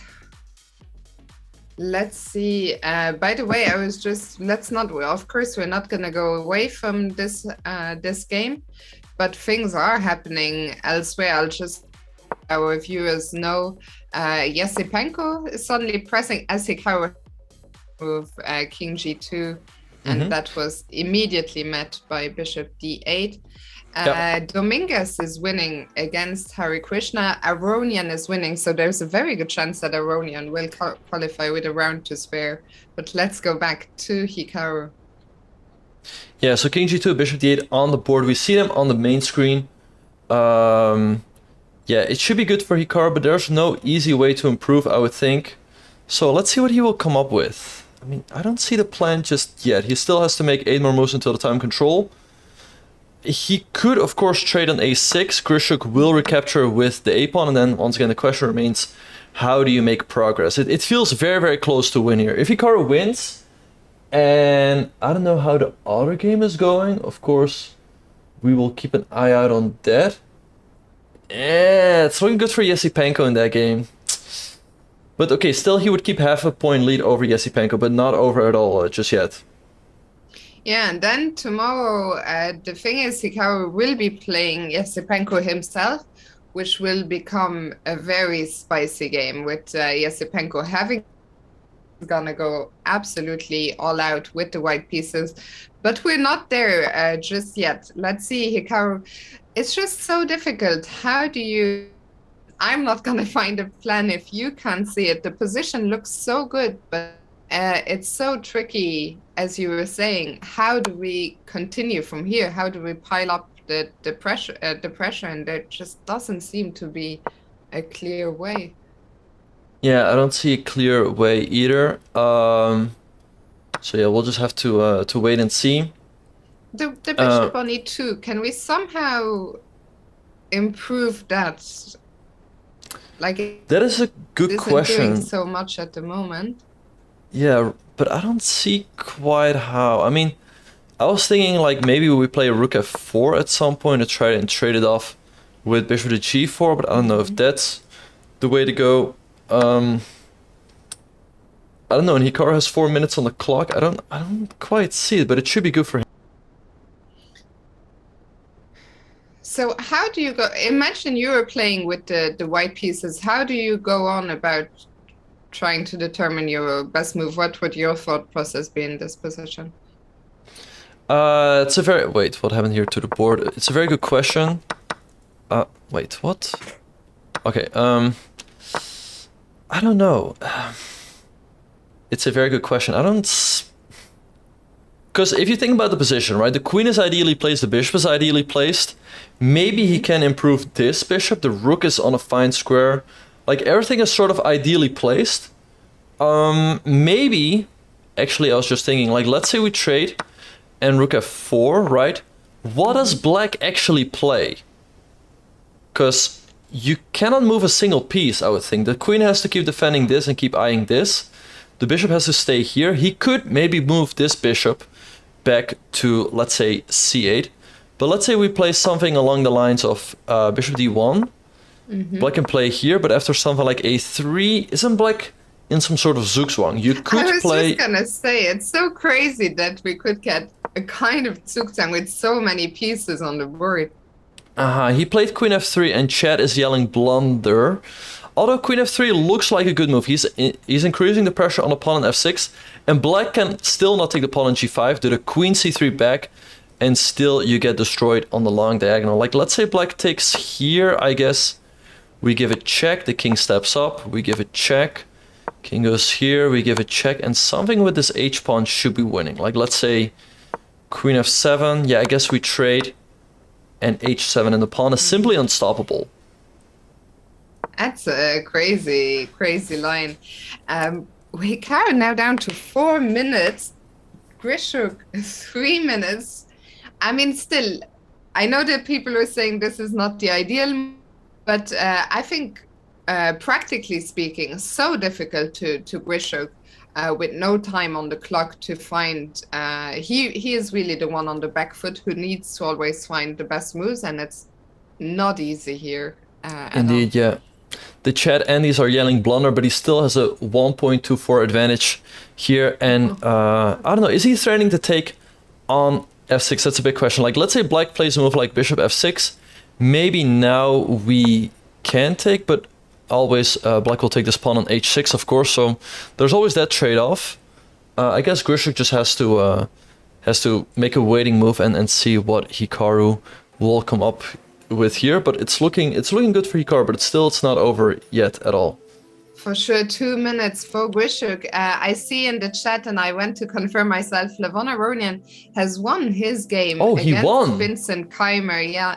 Which means that if Dubov against Vidit ends in a draw, which is looking very likely right now, that pool will be decided tonight already, with Levon qualifying with a round to spare. He's on 4 out of 5, absolutely stunning so far. Indeed, stunning performance. So yeah, if Levon, I mean, if that game ends in a draw, I mean, it looks pretty equal. So Levon has pretty good chances to qualify already today to the semifinals. A minute and a half for Grischuk. What's he gonna do? You got him. Okay, well, we just have to hope that he's gotta go, but we gotta hope that he will get low on time. So make sure to throw in that prime, you guys. Throw in your prime to get Grischuk low on time. It always works. How much lower can we get him? Let's see. He's about to drop under a minute already, and he is going to be playing the remainder of the game on increment. Is he gonna exchange on b3, do you think? I would think that trade should always favor Hikaru, because he just improves his pawn structure and the pawn on a7 becomes a bit weak. I don't know. I mean, I guess he just has to play bishop c8. Just play bishop c8, pass white the move, and see what's going to happen. Because, I mean, you cannot take on g5 anyway. Maybe he's calculating it. Wait, is he really down to 35 seconds? Insanity.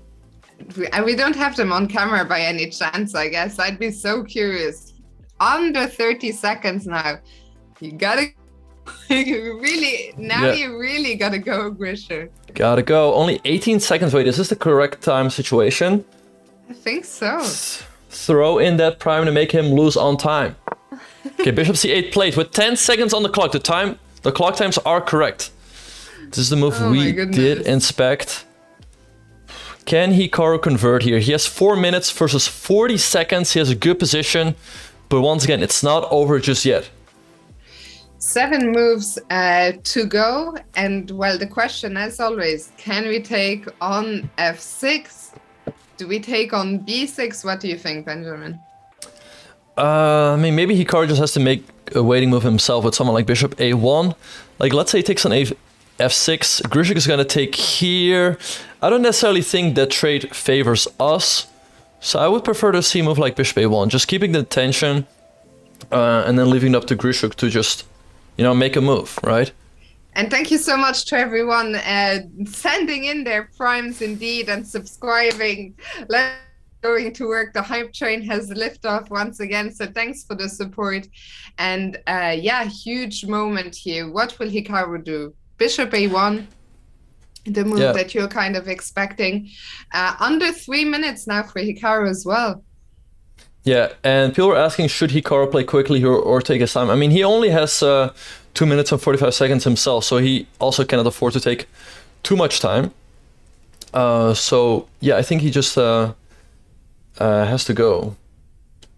And by the way, I know we're being trolled. We will catch up with all the interviews. Don't you worry, but we're not going to go anywhere now. The time is coming up in just 10 minutes. So 10 minutes from now, no matter what, we will have made move 40. Then we can catch up. But now the big question, Hikaru, he's got to go 2 minutes on the clock. What will it be? Bishop a1? Will he take on f6? Will he find another waiting move? Indeed. No, we do see that we have an interview between Vincent Keimer and Levon Aronian, but I mean, since this one is heating up, like Hikaru down under 2 minutes right now, it doesn't feel like the right thing to pull that up right now, but after the time control. We'll pull it up after the time control has been made, don't you worry. For sure. We will show you guys then. But now a minute 40, and this one What do you think, Benjamin? It's likely that we will see an actual blunder in the time control, and that this will be decided before move 40, or they will make It's move a big 40? question indeed. I mean, I don't know. Like, it looks good for Hikaru, but I don't see how to make progress right here. And he doesn't see it either. Like, he's getting down to 120, but you gotta go, dude. And You meanwhile, gotta go. in the other game, actually, we have seen, I believe, a blunder. We're not going to go there just now, but we see on the that the bar has dropped all the way, now giving Esipenko a +5 advantage. Apparently, I mean, the doesn't pawn he break just G3. have... Yeah, I mean, G3, because, like, if you take twice, Black always has the tactic Rook takes D2, Knight takes C4, and you get forked, and that's just game over. So Esipenko doing his himself in a situation where he can qualify out of this group tomorrow. Yeah, and Queen E3 played by Queen E3 played by Hikaru. Still not easy for Grischuk. If he takes on G5 now, once again Queen C3 is. Question is, has the position changed? Right. I mean, I think we still have to go for this. But let's say Grischuk takes now. We give a check. King up. We check. King down. Let's say we take. I still don't believe 10 Grischuk. seconds for Grischuk. Oh, and Grischuk Just has take on traded on B3. B3. A-B3 immediately by Hikaru, keeping the pressure on Grischuk. Can he trade? That is the big question. Or, I mean, he only has 30 seconds to calculate it. And here we see such a both. tough spot. Yeah, you see them live on camera. I guess Grischuk is going to take here and Hikaru is going to recapture. That's what I predict. Okay, so you are expecting, and there he goes. You are correct. Grischuk has captured on G5.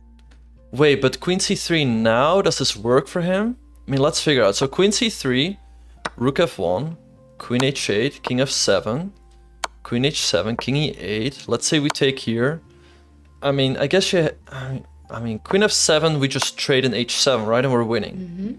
Because Rook But takes, also there's now always for this. Hikaru, I mean, Queen C3 looks so good, but suddenly he's in a Yeah, situation Queen where C3 on the Aided. board. I was gonna Sorry. say it's not so easy with little time on the clock, but wow, Queen C3, and this could be a decisive moment here. Grischuk has captured. On F1. We're very likely gonna go down this line. Yeah, so he has to give a check on H8, King F7, Queen takes H7, King to E8. Let's say we take on G6. Maybe there's King E7, because if we take the Rook on F1, there's the nasty move Bishop H3 check. And if you take, suddenly the Black Queen takes here, and Black should have some sort of petrol here. But after King E7, there should be something for Hikaru. You would think maybe he can take here, King D7. How does this all... It's very unclear. I don't know. What a mess. Well, Hikaru is 1 minute, 4 moves to go. So each player has to make 4 moves. Queen H8, I think that has to be the start of the line, surely. I mean, you would think so. I mean, he could take on F1 as well, but then the Black King runs. You don't want to do that. So I think he has to go Queen H8. And he has done that. Queen H8, King F7. You have to take on F7 because... Yeah, you have to take on H7 because the endgames cannot be good for white if you trade. So you have to take King E8. Yeah, he has King E8 on the board. You have to take on G6. King E7, and now the big question. I guess you have to take on G5. King D7, probably the only move. Because if you go to E8, I guess we can maybe... There should be a way to... Anyway, there should be a way to win King D7. And maybe, Wait, what maybe happened? Benjamin, maybe we put their board on the small board as well, so that people can follow the live game. Yeah. This is the live board. So Queen takes G6. Grischuk has to go King E7. It's the only move. Hikaru now has to make one more move to reach the time control. Let's see. Queen takes G5 does look like the logical move. And of course, then he would have a lot of time to figure it all out. But let's say he takes King D7. How does this continue? I have no idea. Maybe... Wait, what about check? What about check? Let's say check. you go Rook F7. Rook What if I F7. just trade and H7? And at least this endgame is quite nasty for black. I mean, we remain up a pawn. Okay, this looks good. And by the way, King E7 was move 39, so 1 move to go. So this coming move for Hikaru is the last one before the players get an extra half hour. Indeed, yeah. So probably queen takes c5 is the move. The king has to go here. What's happening here? I have no idea. I mean, maybe you could throw in a check first, but let's say king c7. I guess the idea is still to wait, he could go for this, like trade of the light squared bishops and then go here. And given the fact that all of the pawns are on dark squares, this should be winning for white, I would think. Let's see if you can find it. Wait, what is I mean, happening? anyway, Hikaru, queen takes g5 seems logical move, and the good Yeah, news and for he's him played is it. after that he will have plenty of time to figure the rest out. Yeah, so queen takes g5, the 40th move. Now Grischuk has to make his 40th move, and then indeed Hikaru will have all the time to figure out the way to win. I mean, with 30 minutes on the clock, you would think that he should be able to figure it out. Sure, and I mean, what can you say? It looks like Hikaru is in control. If he can find all the moves, that endgame we were looking at just looked winning for white. Yep. So let's see what Grischuk will do here. King d7 looks to be the only move. Grischuk could, of course, still blunder the game right here. I mean, king e8 is not... Because if you go king e8, now we give a check. And the difference is, if you go the d7 now we can just take, because there's no check along this diagonal. So king d7, only move for Grischuk. Will he find it and keep the game going? I mean, come on, we don't care about this Levon interview, with all due respect. We want to see the Hikaru game. We will come back to Levon's interview. Of course, that was also an insane game, and we'll have plenty of time. But right now, Grischuk, a minute 20 on the clock to decide where he is going to go. 7 seems to be the only. So the fact that he's even thinking is encouraging. Yeah. And indeed, Hikaru has stood up from the board. He will see Grischuk thinking. He is in this check with the queen on g5 and the king on e7. He has a minute to make his final 40th move. And then he will also get the additional time. Rook f6! What? Oh my goodness! Wait, Rook F- what? But wait, but it's not that clear. Like, let's say we go h7. So white is threatening to take... Blunder. White is threatening to take everything and promote the pawn, but you can move the rook king out of the way. Like, let's say you go king here. How is this winning?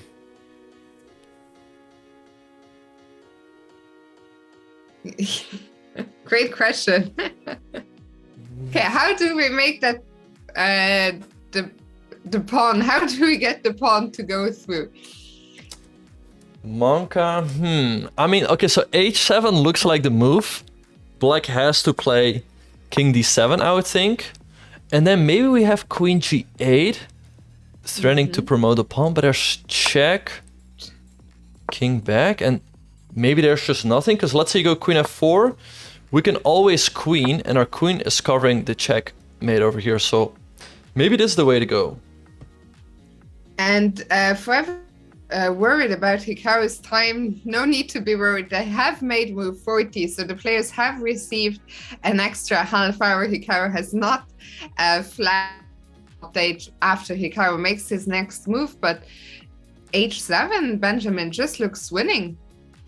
Yeah, h7 indeed does look to be the move. White is trying to take everything on f6 and then queen. So black has to move the king out of the way. He could go to e8 or d7, but I think king e8 should be... I mean, there's just queen h5 and a queen. So that is quite obvious. So there's the move king d7. Right now, if we take the rook, black can take with the bishop, and the bishop is covering the queening square, so that does not work. But white, as we showed, has to move queen g8 and preparing to move h8 that way. Black has to go for someone like rook f2, but after king g1, it does not seem that black has a follow-up.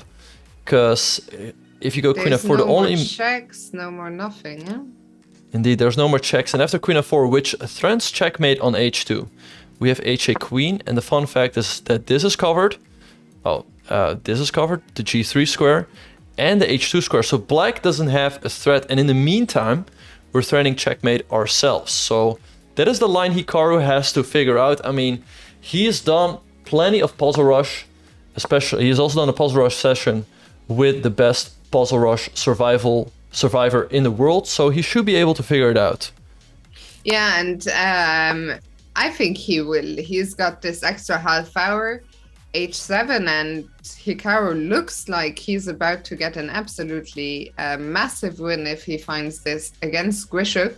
Do you want to quickly check in with the other game from the pool?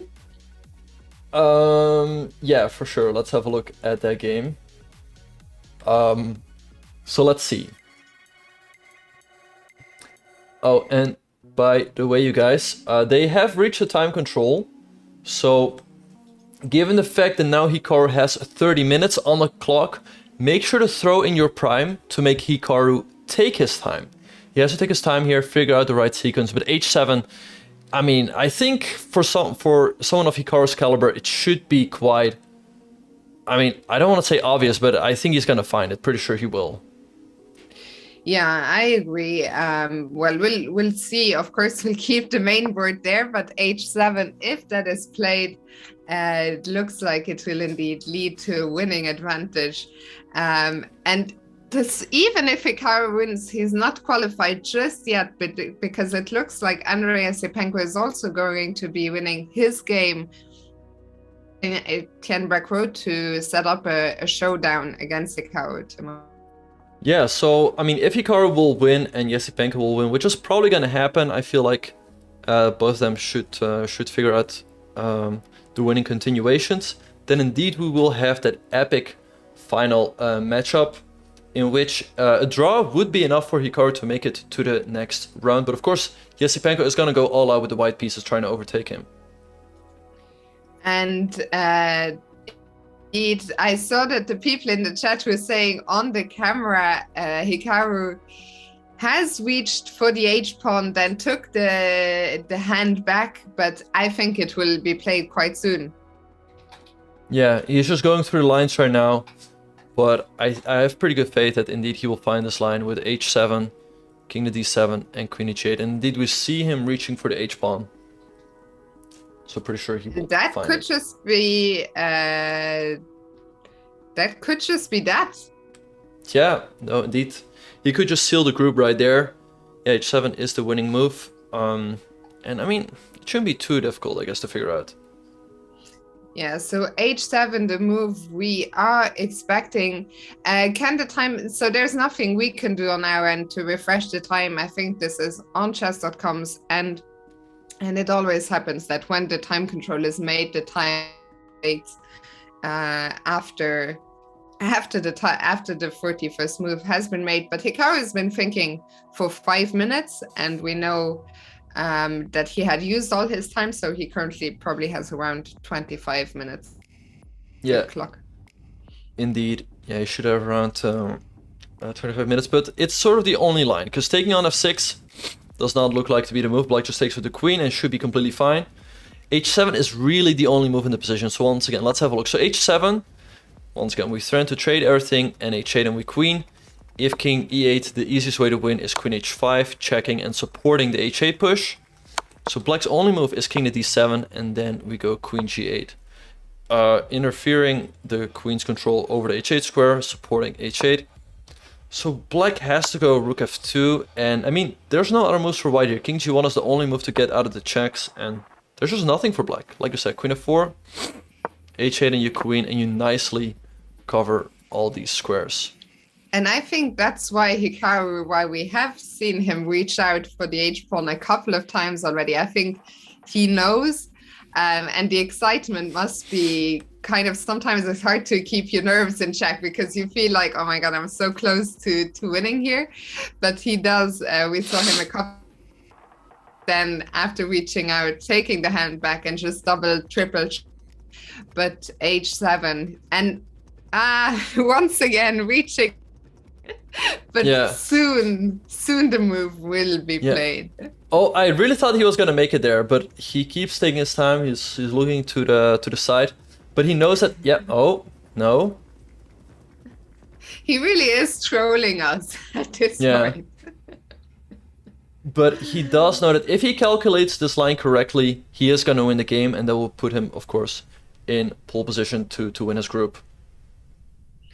Indeed, we see Hikaru there on the full screen, and he looks kind of confused, missing, but he isn't missing anything. It looks like h7 is just a winning move. Yeah, and h7 And is there it on the is. board. Yeah, as we all can see, Hikaru has 23 minutes on the clock. That should be plenty of time to figure it all out. Grischuk once again, he By has the to... way, Yeah, go ahead. sorry, just wanted to say the game between Daniil Dubov and Vidit has ended in a draw, which means that Bunyan, he is already through Pool C with one round to spare, but 4 out of 5, he's a point and a half clear, so he cannot be caught. Yeah, we will show that game and the standings shortly. So yeah, we see Hikaru playing h7 and he's getting up from the board. Of course, when Grischuk gets back, we'll try to pull it up again. But let's have a very quick look at what happened in Pool C. Give me a second. So as we see here, so once again, Levan Aronian has won this game, and this game between Daniil Dubov and Vidit has ended in a draw. So if we pull up the standings there real quick in Pool C, we will see that, I mean, you guys, well, let me check. Yes, you all can see it. In Pool C, we can see that Levan Aronian, after 5 rounds, he has 4 points, absolutely crushing the group. And as Vidit and Daniil Dubov are on 2.5, they are unable to catch him. So Levan moves on to the semi-final, which is probably going to be Wesley, but Lanier also still has a chance. Yeah, Lanier, well, we can get to that. Maybe we can pull up his game in a second. He seems to be winning against Hari Krishna, and a win would keep him within half a point distance of Wesley So. Indeed, yeah. So Wesley will play Hari Krishna, I guess, tomorrow with the white pieces. And then Lanier, what color? Lanier will have white against Alex Shirov, so not over at all. I mean, let's say Lanier beats Shirov and Wesley So draws Hari Krishna, they will go to a playoff. So everything's still open there. But yeah, it's looking good for Lanier to win this game. He's up a pawn. The e5 pawn is weak, but he still has to convert here. And sorry, Benjamin, but I'm just seeing that we've had a complete turnaround in Pool B, where suddenly Grigory Oparin seems to be winning a court. Huh? What has happened here? Wait, what in the fridge? Queen c7, queen e3, rook e8. So we left off around here. Queen f7, rook e1. Knight h3. Wait, was this missed by report? He's hitting the queen and he's turning this. Queen d2 and rook e2. Report took the pawn, but in the process... Wait, he's winning a pawn? But black is pretty active. This is under attack. Rook c5, rook a2. But somehow things went completely off the cliff here for report. Rook f4. And in the current position, as we saw very quickly, wait, he sacrificed the exchange. So in the current position, what the material is still equal, but I guess black is gonna give a check. And where are you gonna go with the king? I guess here, but maybe you can always just take and take here. Not over just yet, but it should be winning somehow for Grigory Oparin. And let's go back to Hikaru's game, as we have a couple of moves and it might just be over any second. Let's see also if they happen to be on the camera, because Grischuk has played the move King d7 and Hikaru immediately responding with the winning move Queen g8. And how is Grischuk going to stop that pawn? The answer is he isn't. He has one more check on f2, but after king g1, as Benjamin was showing us, there are no more checks. Levy was in the chat saying, go Hikaru, and Hikaru, he is about to get the full point. Indeed, shout out to Levy as well. But yeah, queen g8 on the board, and there's simply no way black can stop that pawn. As we showed, rook f2 is sort of the only move you have to keep the game complicated, otherwise white is just gonna queen, but after rook f2, king g1, there's no follow-up, and white is simply gonna win. So, but yeah, it's not over just yet, because Yesipenko, I don't know if he has won his game already, but he is gonna win for sure, and they'll set up a dramatic final last round. For sure. And yeah, we see Daniil, but I think we'll show you the interviews later on. I think there are some good chances that Grischuk will just resign here, Benjamin. Yeah, I mean, well, actually, since they have plenty of time to think, let's just listen in to Sure. the interview. Of course, if Grischuk resigns, he'll probably switch over to that, but let's listen in. Yeah, maybe this whole like Bishop. Some night recently. No, I mean, During the game, We have an interview. Interview. a press conference room, Pool C, Grandmasters Daniil Dubov and Vidit Gurati. A draw in the game, which unfortunately for you two leaves Aronian as sole leader of the group. Daniil, it looked as if during the game you were pressing mostly. Did you think of any other chances to attack his king side, for instance, around move 20? yeah, I don't know what's move 20 exactly. No, I mean, I clearly had this knight g5 ideas in different positions, but yeah, somehow I failed to make it work. I mean, also, the way I'm running against this guy recently, you basically want to develop the pieces and like make one draw in a row at least, yeah. So yeah, I mean, like, yeah, I mean, I had some knight g5 ideas. It was not clear to me at all that I'm on a better side there, and in the game till some point I felt like white is just comfortably better, but yeah, maybe this whole like bishop e3, rook ac1, bishop b1 plan, I mean, it was based on a blunder, because after bishop f6, I mean, I was hoping for knight g5 to work, like exactly thinking about this king side ideas, but it seems to be just good for black. And then once black gets knight e7, I think black is completely fine, and it was even more comfortable for black at some point, I thought. Then in the ending, I mean, again, it felt promising, but yeah, I mean, I couldn't really. I mean, clearly in the ending maybe I had better tries, but I felt like I calculated everything. I found a draw everywhere for black, and then I played like the most stupid moves that like basically offers a draw even without like checking him. Yeah, that was probably stupid, but I don't feel like it was really close, to be honest. So yeah, don't know. Question for Didit. Did you sense that in the end game you'd have some chances of trapping his bishop on h6, as some online commentators were suggesting could have happened at some point? Well, if I trap his bishop, I think the maximum I can still get is a draw because of his outside passed pawn, and probably I'll have to give up all my pieces to trap his bishop, which was the plan, to give the knight for the a pawn and trap the bishop at some point. But I don't think in endgame I had any chances. I played one stupid move, knight d5, after which he got his bishop on h6, and the king side was a bit of a mess. If I had not played that, I think I was on the better side of the equality. But after that, it was more on the defensive end for me. Okay. Good luck for both of you. An exciting game in any case, and we'll see each other tomorrow. Thank you. Most exciting for Levon. Yeah, and actually, as we see here on the camera, here we have Hikaru, like, yeah, I'm winning. Grischuk sitting like, he knows it's probably gone. Do we have more? Wait, do we have an interview? Oh. I think what we can definitely do later on is go back and listen to the Levon interview against Vincent Keimer when we have some downtime. Oh, but we have Dina with Daniil, which is always interesting. Yeah. Dania, thank you for coming. How did you spend your rest day, briefly? Sleeping. Perfect.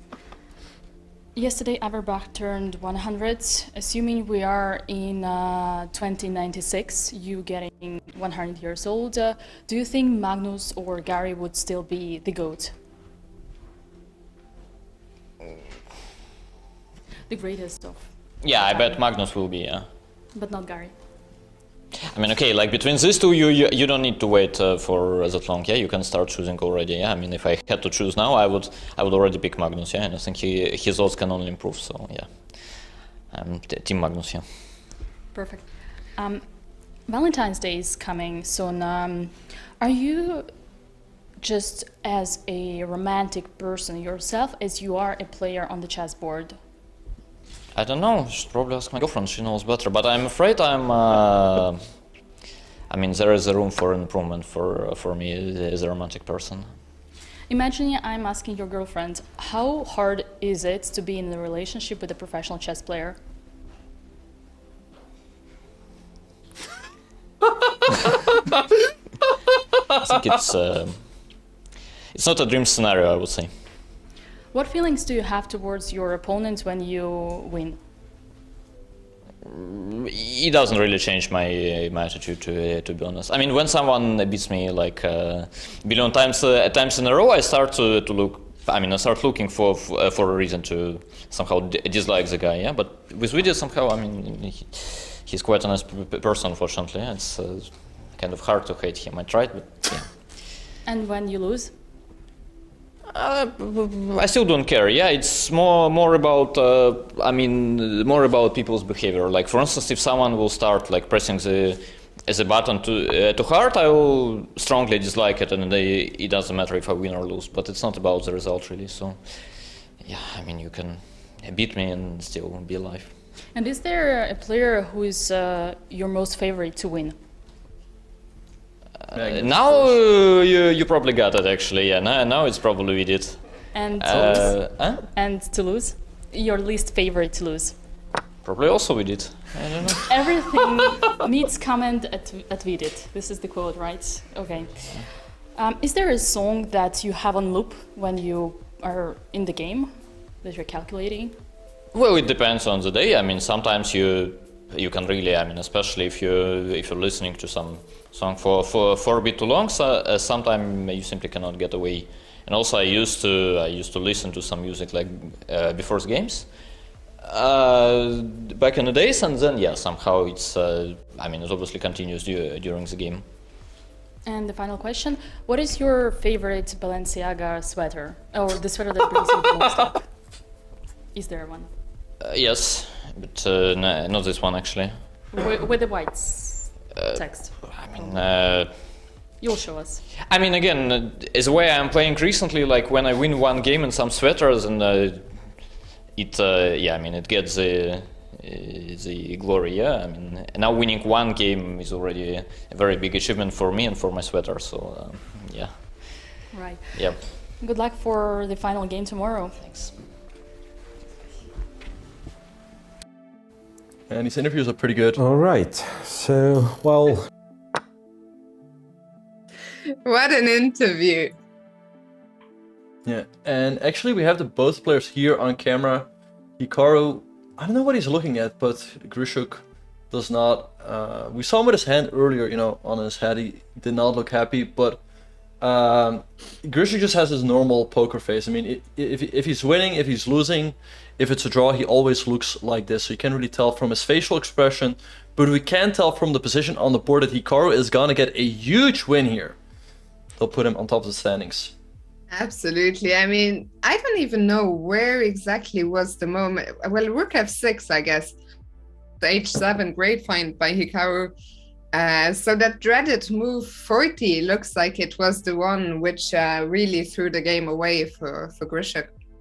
Indeed, yeah. In this position that we looked at earlier on, after queen takes g5, he had to go king d7, and maybe white was still winning, but also very, very difficult to figure out. Of course, maybe Grischuk had looked at this line, like he saw rook f6, h7, king d7, queen g8, and he thought like, okay, I have a check and something like queen f4. But it turns out that white just covers everything after this move, h8 queen. So maybe he just, it's very difficult, of course, when time is ticking, you cannot calculate every line till the very end. So maybe this is what he had miscalculated. Indeed, and maybe we can very quickly, while we wait for Grischuk to either make a move, or I still think that is not out of the question. Maybe we can quickly, what? No, that must be a mistake. I think it's a mistake. Yeah, I also yeah. I think we were both baited, but I don't think a draw was agreed in that position, unfortunately.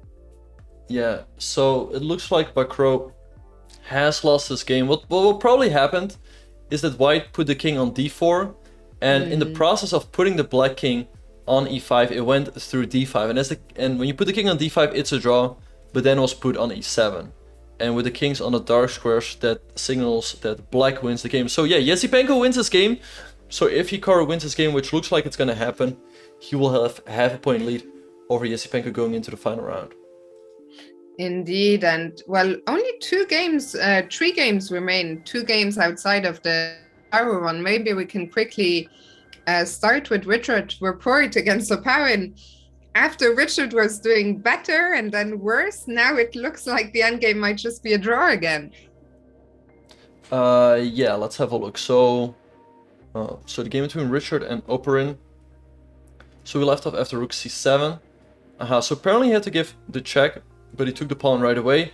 Rook takes f6, rook takes g2. But white seems to be doing fine if he just takes this pawn. I mean, black is still... I mean, but this is not really any serious winning chances. White always makes a draw here. So very surprising that Greg Operin didn't throw in a check on e2. Wait, what did you call him Greg? Yeah, his name is Greg Operin. Yeah. Yeah, so the check could have won him the game, but now it looks like we're headed for a draw, which means that Rapport... Oh, and Grischuk has resigned. Oh my It's official. Wow. So let's hope to get an interview there soon. So once again, What a Hikaru result moves to... for Hikaru. Indeed, he moves to 4 out of 6, but once again, it's not over just yet. Yasipenko is half a point behind, and they will face off in the final round. If Hikaru draws or wins that game, he will move on, but if he loses, Yasipenko will move on. So Hikaru will try to be as solid as possible, for sure. Yeah, so Hikaru, for sure, Yasipenko will cook something up, but what an And as we're talking, the effort. players are discussing here, so let's see what they're trying to... Wait, they're discussing here. So I think Grischuk is... Oh, but actually we have Bakro and Yasipenko. Team Bakro, Grandmaster Andrei Yasipenko. Andrei, I suppose this is a very important win for you, taking into account the situation of the group. Could you take us through the game and maybe tell us where you think Etienne maybe made a mistake and allowed you to win the game? Yeah, I think G3 was a mistake. Etienne could play like king somewhere without G3, and I think G3 became a weakness. Yeah, and after this, it's hard to play for white. Yeah. Okay. Etienne, were you expecting the opening that Andrei played today? Okay, maybe a martial attack? What were you expecting today? Martial I was not expecting in this tournament because I think 2 days before the event nobody will play martial in my group. So okay, I didn't prepare it at all. And okay, as for today, I was also not expecting today because I was thinking maybe I will play something more. I mean, more for a win in the opening. And normally, I should not give any chance against Marshall, but okay, I was very lousy, so I should have checked it a bit more, at least to pose more problems. But also, he played very good, I think, till I mean, all the games. I think he played very good, and I missed the moment where I should have played for a draw and already not for an advantage. Because I thought it was maybe some, I don't know. Anyway, I need to be optimist because if not, I will never win a game. So, but okay, it was. I mean, the moment, and at this moment, yeah, maybe G3 is bad, but it's already a bit. I mean, it's not a position you expect to have with white.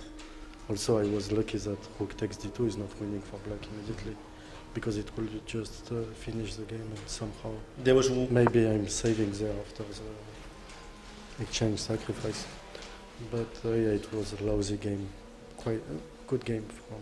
Maybe that's the moment I was going to ask you about. Of course, it's very complicated. It's not for me to say, but there was a moment when you played bishop c4 on move 27. The computer was suggesting rook c1 there, allowing rook takes d2. But the complications, it seemed to maintain the position balance. Yes, did you consider that possibility? Not really. I understood that probably rook c1 was okay when he played rook d4 move. But I mean, I should not get under any problem after the. But just I started to play some move here and there, and it was a bad idea. So Andrei, my last question. With this win, you're on 3 points. There's still a game to be finished, but you might have interesting chances to qualify tomorrow. How are you looking forward to that last round game? Hikaru looks like he's winning, actually. He won. Okay, Ah, so yeah. the game is finished, yeah? Oh, So I think we tomorrow saw I have to- Grischuk I like have to walking win there. to qualify. But we will see. We will see. Tomorrow is more important game for you than today. So, Oh, thanks for coming, that's both of Hikaru. you, That's and good luck Hikaru. tomorrow. Thank you.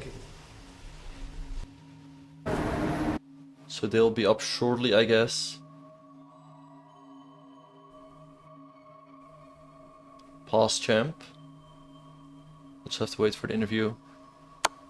Yeah, so Yesipenko tomorrow, as we see, only Grigory Parin sitting there. Everything else has finished, although Harry Krish, that game is still going as well, but we should be hearing from Hikaru and Grischuk in just a second. Yeah. Live. Yeah. Our next interview, the other two players of Pool A, Grandmaster Hikaru Nakamura, for Grandmaster Grischuk, Alexander it's Grischuk. Hikaru, pretty much expect out there you're they are. very happy with the results. So a we very have the exciting players game. here for an Could you interview. take us through the main points of the opening and the middle game, please? Yeah, I mean, obviously, we had a rest day, so I kind of thought that Sasha might play the King's Indian, and I mean, it was surprising because the board he played all the moves that I'd looked at. I mean, I kind of expected somewhere around like move 11 or 12 for him to deviate, but he kept playing the best move. But I mean, at the end of the day, he used a lot of time getting that to that position, and then I mean, I think it was probably okay, but there were some practical issues, especially with his pawn on h6, which I think was a big problem in all the resulting middle games and then some of the end games. I mean, tough game, but I thought that I used that time wisely, that I was up, and found some good moves, and Sasha didn't defend correctly, so that's how it goes. Alexander, heartbreaking defeat, obviously. What can you take away from this game? Maybe that I should not play King's Indian. Okay, do you agree with Hikaru's assessment of how the game went? Did you have any idea different than what you played? Yeah, I think it was always slightly worse. And, I mean, critical moment was when I missed this bishop c1, bishop b2 idea, and after that I think it's almost lost or almost lost. And then okay, I found this trick and it almost works, but almost doesn't count. Yeah. The ending, the final parts of the game was very interesting. You played very precisely in a situation that any other mortal player might have messed up. So are you happy with your form after these 5 rounds? I mean, I guess it's good to hear that. I wasn't so sure. But yeah, I mean, I think probably, the last 10 moves or so were all very, very easy objectives. I mean, this idea of putting the bishop on b2, once I saw that, I mean, the position plays itself. I mean, funny thing is I didn't want to go queen f3. I actually wanted to go queen e3 right away, but I put the queen on f3. I mean, at any rate, it's always unpleasant, so I don't think it's really that impressive, honestly, but I mean, I'll take it, of course. So with 3.5 and Yesipenko on 3, it's still the last round game. What are you thinking about tomorrow? Have you already started focusing on that game, or are you still trying to get over the game that you played today? I mean, to use the good old quote, I don't care. I'll show up tomorrow and play. Okay, thank you. Thank you. Okay, so that. All right, yeah. Well, Hikaru wins, but he doesn't care. Yeah. It's funny. I really feel that a lot of the players are somehow done with the interviews in this tournament. Yeah. It was, of course, a weird question. Like, he asked, like, are you gonna focus on tomorrow's game, or are you, what did he say, like, think about today's game? But of course, like every chess player, as soon as the game is over, they focus on the other game. Oh, wait. The Dina interview. Good one. The big one's coming. Oswald decided to. It's half a point behind, and so it's going to be a tough matchup tomorrow. We'll see what happens. You spend your rest day. Yeah, I mean, I decided to just study chess rather than play Untitled Tuesday or do anything of that sort, and it clearly paid off as I got something that I had looked at quite a bit yesterday, and that's all's well that ends well. Do you think that was the reason why your opponent Sasha did not have his chance, because he played yesterday?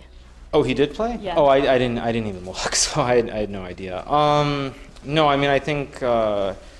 Ironically, I think Sasha's choice was actually correct, what he did, because seeing that Yesipenko won his game against Hikaru, a draw would not have been, I don't think a draw would have been enough for him going into tomorrow, so I think he made the right choice objectively, all things being equal. Of course, I ended up winning the game, but Yeah, I mean, I think at the end of the day, there's this thing called pride, and an extra video or an extra stream, like, I mean, means very little in the bigger scheme of things. Who really cares when you have a chance to put together a good result? So, I think, I mean, had my priorities correct, and I mean, we'll see what happens tomorrow. At any rate, though, it's been a success regardless. I will say that. Yesterday, Yuri Lvovich Averbach turned 100 years old. Imagining we are in 2087. You get 100 years old. Do you think Magnus or Gary or you yourself would still be the GOAT? I mean, I think I've said it before. I think Magnus is probably going to be the greatest player ever, and I think in large part that's because the way I see it. I think everybody now is so well prepared with computers that I find it hard to believe that anyone will have as big of a margin over, say, Magnus or anyone else 20, 30 years in the future. I mean, personally, I don't think we'll be playing chess professionally, at least not standard chess in 20 years. So I think that answers the question. Do you see the arrows when playing over the board? No, not at all, actually. I mean, I just have a completely different mindset when I'm playing. I mean, the only thing is that sometimes when I see some of the other games, I'm a little bit confused by some moves, and I'm sometimes talking to myself. But like in my own games, it's just, I mean, I played chess for 20 plus years professionally before I was streaming, so I think I know how to, go from one mode to another. What feelings do you express towards your opponent when you lose a game? Well, I mean, I think nobody's happy, obviously, but to be fair, and this is not to jinx myself, I haven't lost a game since I lost to, was it Topolov maybe? I guess I lost some games in the World Rapid in 2019 to Ali Rez and so forth, but I haven't lost a game in a very long time, so we'll see how I react in the future when I lose a game. But I mean, you just try to take it in stride, and I think now for me, it's actually kind of ironic also that I won this game. There were in the last two cycles. I mean, Sasha basically ruined my chances for qualifying for the candidates. He ruined them in 2017 in the Sharjah FIDE Grand Prix when I had this Najdorf, and I missed a win late in the 5th hour, and we drew that game, and then he ended up winning the tournament. And then also on the Moscow Grand Prix in 2019 when I lost the match to him. So I mean, it's kind of ironic that the two times that I would have given anything to win and I really cared, I lost, and now when there's basically, it doesn't matter at all to me, I win the game, and Sasha, of course, he has his chances ruined for qualifying. So it's kind of funny, I mean, to see the way that things play out over time. And when you lose a game, when you win a game? I mean, it's nice to win games. I mean, more than anything, it's just nice to prove to people that there really is no difference. I mean, online chess is still the same as over the board. And I mean, there's some people who try to say it wasn't, but all I would say to that is just look at who won most of those online tournaments. It was this guy called Magnus, and he seems to be pretty decent at over-the-board chess too. So I don't think it's really that surprising, but I do think perhaps my opponents, they're feeling a lot more pressure than I am, and especially tomorrow. I mean, I think Andre has all the pressure. I mean, I could win the game, draw the game, lose the game. It doesn't really change much for me. So I just play and have fun. All right, but is there an opponent who to lose against is the most painful for you? Yeah, I mean, obviously losing to Magnus is always annoying. But having said that, I mean, usually when I lose to Magnus, it's not like there are a lot of chances. So if there's who have I lost to a few times that I should not have lost to from like better positions? I mean, I want to say someone like Lenier, because I can think of at least like 2 or 3 games, classical and rapid, where I've lost him and I should not have lost. So maybe Lenier. He's the first name that pops in my head offhand. And the most pleasant to win against? I mean, Magnus. I don't know. I mean, no, definitely not Sasha. Maybe Fabiano. Maybe Anish. I mean, I haven't played them much in recent times, but maybe one of those two. All right. What advice would you give me if I was trying to win an adoption match against you? You need some kind of odds. All right. Valentine's Day is coming soon. You used to be a romantic player on the board. Mm-hmm. Are you just as much a romantic person in life as you used to be on the board? I think as time goes by, you kind of realize that you're not young forever, and so you appreciate things from like a romantic standpoint off the board, certainly. Over the board, I think it's the exact opposite. The more you know, the harder it becomes. And also, I think for me, when I used to play very aggressively in a lot of these offbeat openings, that's sort of before computers had figured everything out the way that they have now. So I think I was also just automatically forced to play differently. I mean, even someone like Alexei Shirov, who I think probably has played some of the greatest attacking games, a lot of romantic openings, even he seems to be playing a lot of dry openings these days too. So I think chess has also changed a lot. But I mean, away from the board, of course, I'm a hopeless romantic. So I mean, life is good. What is the hardest thing for someone to be in a relationship with a professional chess player? Well, I'm glad I'm not a professional chess player anymore, because I think the worst part is you have to travel all the time, and that sucks. I think for myself, when I look back over the years, just having to travel, 6-7 months of the year at least, 200 plus days, which of course works out to more than 7 months. But when you just look at that, it's very tough, obviously, because there's a lot of separation. So I think that's the worst part about being a pro chess player. And nowadays, I like being at home, so I'm happy. The final question for today: who do you think is the best banter person, trash talker in chess? I mean, I think Sasha's obviously up there. Daniil has his moments. I think Sasha's number one, though, by quite a margin. All right, thank you and good luck for tomorrow. Sure, thanks. All right, you guys, that was the interview with Hikaru. It's the Pentala. Yeah, so as games have, reached time control, everything is slowing down. I think it's we not are just gonna... slowing down, Benjamin. It's almost around us, almost over. We only have one game remaining, which is about to end in a draw. Right. So, but I think you were gonna send us on a break, which it has been a while. I think we are going to be taking a very short break. Welcome back, everyone, to round 5 of the FIDE Grand Prix in Berlin. And look who we have here, Hikaru. Congratulations on winning your 5th round against Alexander Grischuk. No, thank you, guys. Good. It's good to get a win. Yeah, for sure. So, do you want to take us through the game? Yeah, I mean, I'll keep it pretty brief, obviously, because I do have to go eat and do some other stuff. But yeah, I mean, I think the opening, I caught Sasha off guard. He was not really expecting me to be ready for the King's Indian, I think, or maybe he just didn't. He just wasn't really familiar with his Bishop E2, Bishop E3 setup. I mean, I think the critical moment was probably around move 14 or thereabouts, when he played this Knight A4 move. I mean, the funny thing is, already here after F3, I was pretty sure that that he would do something to surprise me, but he kept playing the best moves. And so I was able to basically play the first, I think, 17 moves without having to even think. So, yeah, I mean, it was kind of, I think, a little bit unpleasant for him, but it wasn't so bad, I didn't think. On your end, do you feel that you'd rather he played the move, which was the best move, but you looked at it? Or what is the feeling in that situation? Yeah, I think it really depends. I mean, on the one hand, I think for me, it's really nice to see it. I think for him, it's difficult, though, because when every move is played instantly, every single time you make a move, you expect your opponent to think, and then they just blitz out the next move. It's very tough, obviously. But yeah, I was pretty happy when he played Knight A4 and I got this position, because I thought it played itself, kind of. I mean, it looks a little bit weird with the pawns on G4 and H6, but it's very hard for Black to do anything specifically. Right. So yeah, Rook B1, he played Knight A4. Like you said, this was all your preparation, and at some point, you also were on your own. So yeah, just just let us know. Like I'm still here. Yeah, I'm still here. Oh yeah, no, of course. But yeah, keep taking us through the game. I'll just make the moves on the board. Yeah. Also, someone asked, how did I know he was going to play the King's Indian? I mean, I wasn't really sure, but I thought he would try something unusual because I felt that he had to try to win the game. So that's kind of why I was able to guess it. Also, there was a rest day, so I had a lot more time to do preparation. So that played a big role as well. In the interview, we saw your interview with Dina when she mentioned you didn't play Untitled Tuesday, but Grischuk did.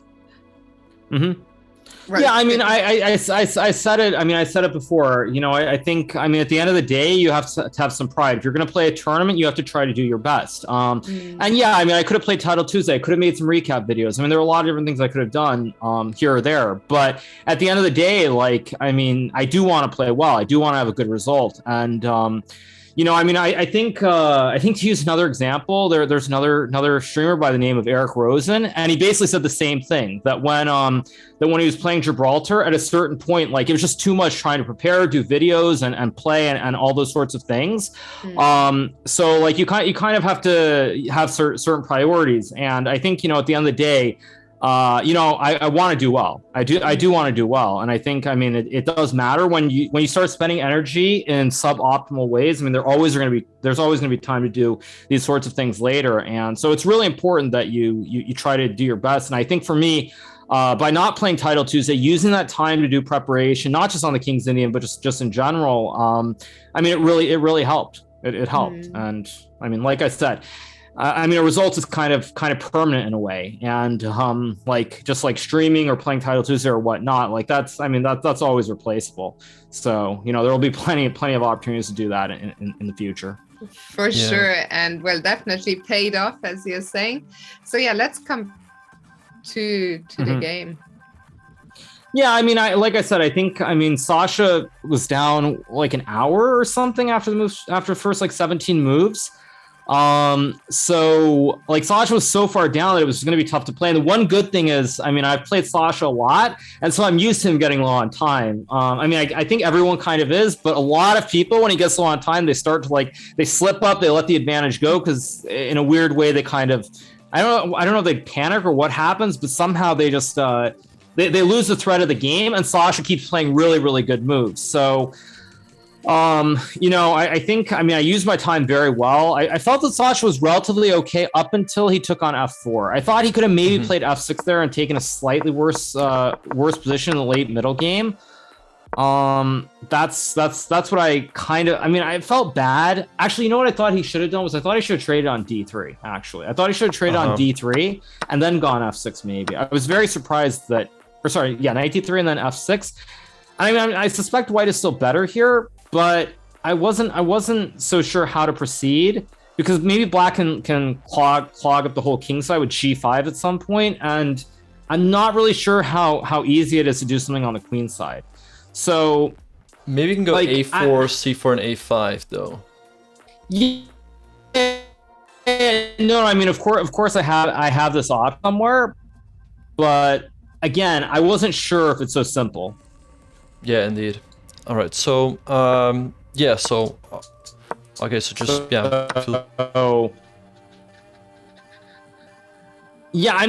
so I wasn't sure. I wasn't sure. I know it's better, but at the end of the day, I thought that was a better try. Sorry, is my internet bad? Yeah, your internet really bad. Yeah. Well, I'm not even sure if it's on. I'm also getting some weird stuff. I think. Yeah. Let me sum it up then and keep it short. I think there were a couple of critical moments. The main thing was when I surprised Sasha in the open, still a little bit easier for me to play. It was just too much pressure. Too much pressure for him, and right. And I like I said, I was very happy with the way I used my time, because even at the end, I think my move 40 time was close to even. Like I used that whole hour that I had. So it's a great result. A little bit unfortunate. Decided to go and lose a couple of games to Yasipenko, but at the end of the day, I'll take the wins. Yeah, no, indeed, it did feel a bit unnecessary for Bakro to lose that game today. But of course, a big matchup tomorrow. So I was just curious, in the time scramble, did you see this whole line? So when he took on G5, did you already see the whole line, or? Well, no, I didn't see it. But the thing is, I actually was mad at myself because I put the queen on the wrong square. Like I wanted to go queen E3, and then I went queen F3, and I was very mad at myself. So I was kind of just mad at myself, and I wasn't sure actually. Like when I played queen E3, I wasn't 100% sure that it was winning, but I figured there had to be something, so I just played it. Especially because at that point I didn't have a lot of time. We were both pretty low there. Right. So at what point were you sure that you were winning? Once I played once I reached move 40, and I had time to calculate the whole A side. Yeah. on queen g8, I mean, I knew it was just winning by force because there just weren't many pieces left on the board. So apparently Indeed. chat's saying queen f3 was the best move. I mean, I thought it was a good move, but then I kind of wanted to put the queen on e3 afterwards, but that's what it is. And as far as chat's asking why I hesitate on h7, because I have 30 minutes. With 30 minutes, you don't want to play a move in like 1 minute and just throw the whole game away, as we all know. That's very bad. Right. And had he gone king d7, what was your calculation there? Or, I mean, you didn't play it, so I guess you didn't have to figure it out.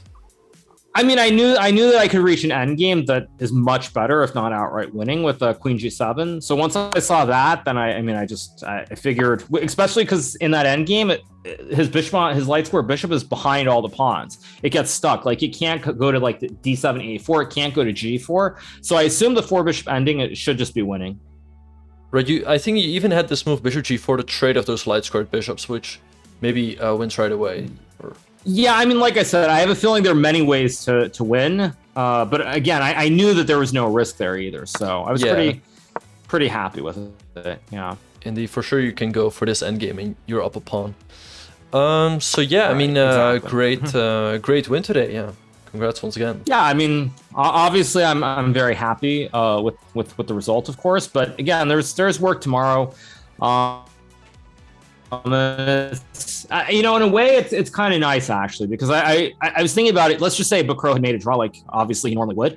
Then it would be a situation where like there's a lot less drama, perhaps. Because I mean, obviously, it's still a situation where like there could be a tiebreak, but now it's like it feels much more dramatic in a way, and much more tension, at least for my opponents. So I'm looking forward to it, and it's going to be fun.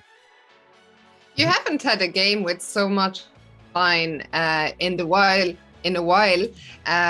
Do you think tomorrow's game will feel different to the first 5?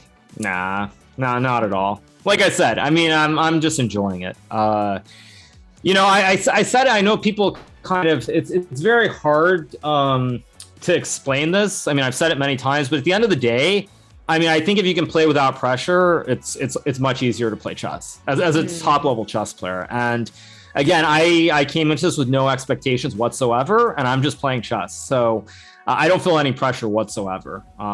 So like, and I know, I mean, a lot of people are gonna be like, that's silly, but that's just sort of my attitude these days. I mean, again, for me, it doesn't change anything. And as I said in the interview with Dina, I mean, I think it's worth noting, there's some irony. There really is the fact that Sasha really badly wanted to qualify for the candidates. He tried really hard his game with Black against Bacro, the game against me, to create complications.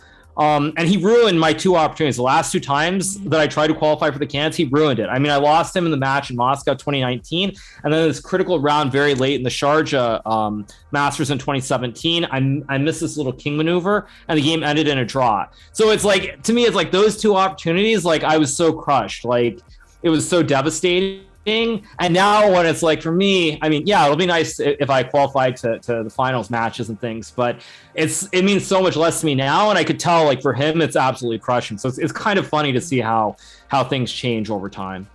Indeed. Yep. I just have one final question. Looking forward to your match against Yasipenko tomorrow. I mean, he's such a young player. He's sort of come up to the top while you were already streaming full time. So do you still keep tabs on player like Andre? Does all the time you spend on content creation still leave time to follow who's coming up and their games? Well, one great thing is that Andre recently played in the Tata Masters tournament, and certain Grandmaster Benjamin Bach and myself, we covered the whole tournament. So I did see a lot of Andre's games. And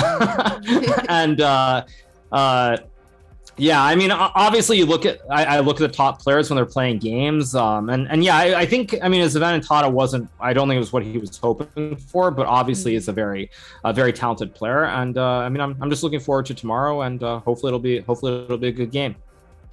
Yeah, are we. Very exciting showdown ahead indeed. Hikaru, thank you so much for joining us. Congratulations on a stunning results and a very nice game today. Best of luck for tomorrow. Thank you, guys, and for everybody in chat, I'll be back sooner or later. Don't worry. Yeah, best of luck, Have Hikaru. a good one, and good luck. All right, I'll see you guys. Bye. Bye. Adios. Adios indeed. And tomorrow, well, it's the showdown. Hikaru will be playing black again. Yesipenko. One of them will make it out of this A pool. Hikaru only needs a draw. Yesipenko needs a win, so that will be a very, very exciting game to follow. Wait, I actually just saw all the games are done already. Yeah. So yeah, Hikaru. So let's go through everything that happened real quick. So Hikaru won his game against Alexander Grischuk, but Andrei Yesipenko won as well. So Hikaru has half a point lead going into the final round. Of course, Yesipenko will try to go all out trying to beat Hikaru, but a draw will be enough to move on to the next stage. So that is what has happened in Group A. We can pull up the standings there real quick, just to make it a bit clearer for everyone. So in Pool A, can we see the results here? It's a bit scuffed, but as we see, Hikaru has the lead with 3.5 points. Yesipenko is right behind him with 3. Grischuk has 2 points. GMHikaru 1.5. So it will be between Hikaru and Yesipenko. So let's pull up Pool B that has also just concluded. Fiona, what are the standings there? Yeah, so in Pool B, which is the pool which will produce the opponent for either Hikaru or Yesipenko, nothing has changed at the top with all, well, nothing has changed in that pool at all with all games today ending in a draw, meaning that Fedoseev and Wojtaszek remain in the lead. Fedoseev tomorrow will be playing white against Report and Wojtaszek black against Oparin, so everything will be decided tomorrow there. Indeed, yeah. So let's have a quick look at Pool C. In Pool C, let's have a quick look at the standings. So Levon, here we see that Levon Aronian has already won his group with a round to spare with a crushing score of 4 out of 5. Vidit and Daniel Dubov have 2.5 points, so they are unable to catch him. So let's have a very quick look at Indeed, Pool. and that leaves us only the final pool, Pool D. In that one, Dominguez got a big win today with the black pieces over Hari Krishna to keep, to stay within striking distance, at least, of Wesley. So who is the sole leader on 3.5 out of 5, but Dominguez on 3. And tomorrow Wesley will be playing white against Hari Krishna, so he'll be looking for the full point and make sure Dominguez cannot catch him. Indeed, yeah. If Wesley wins his game against Hari Krishna, it's all over.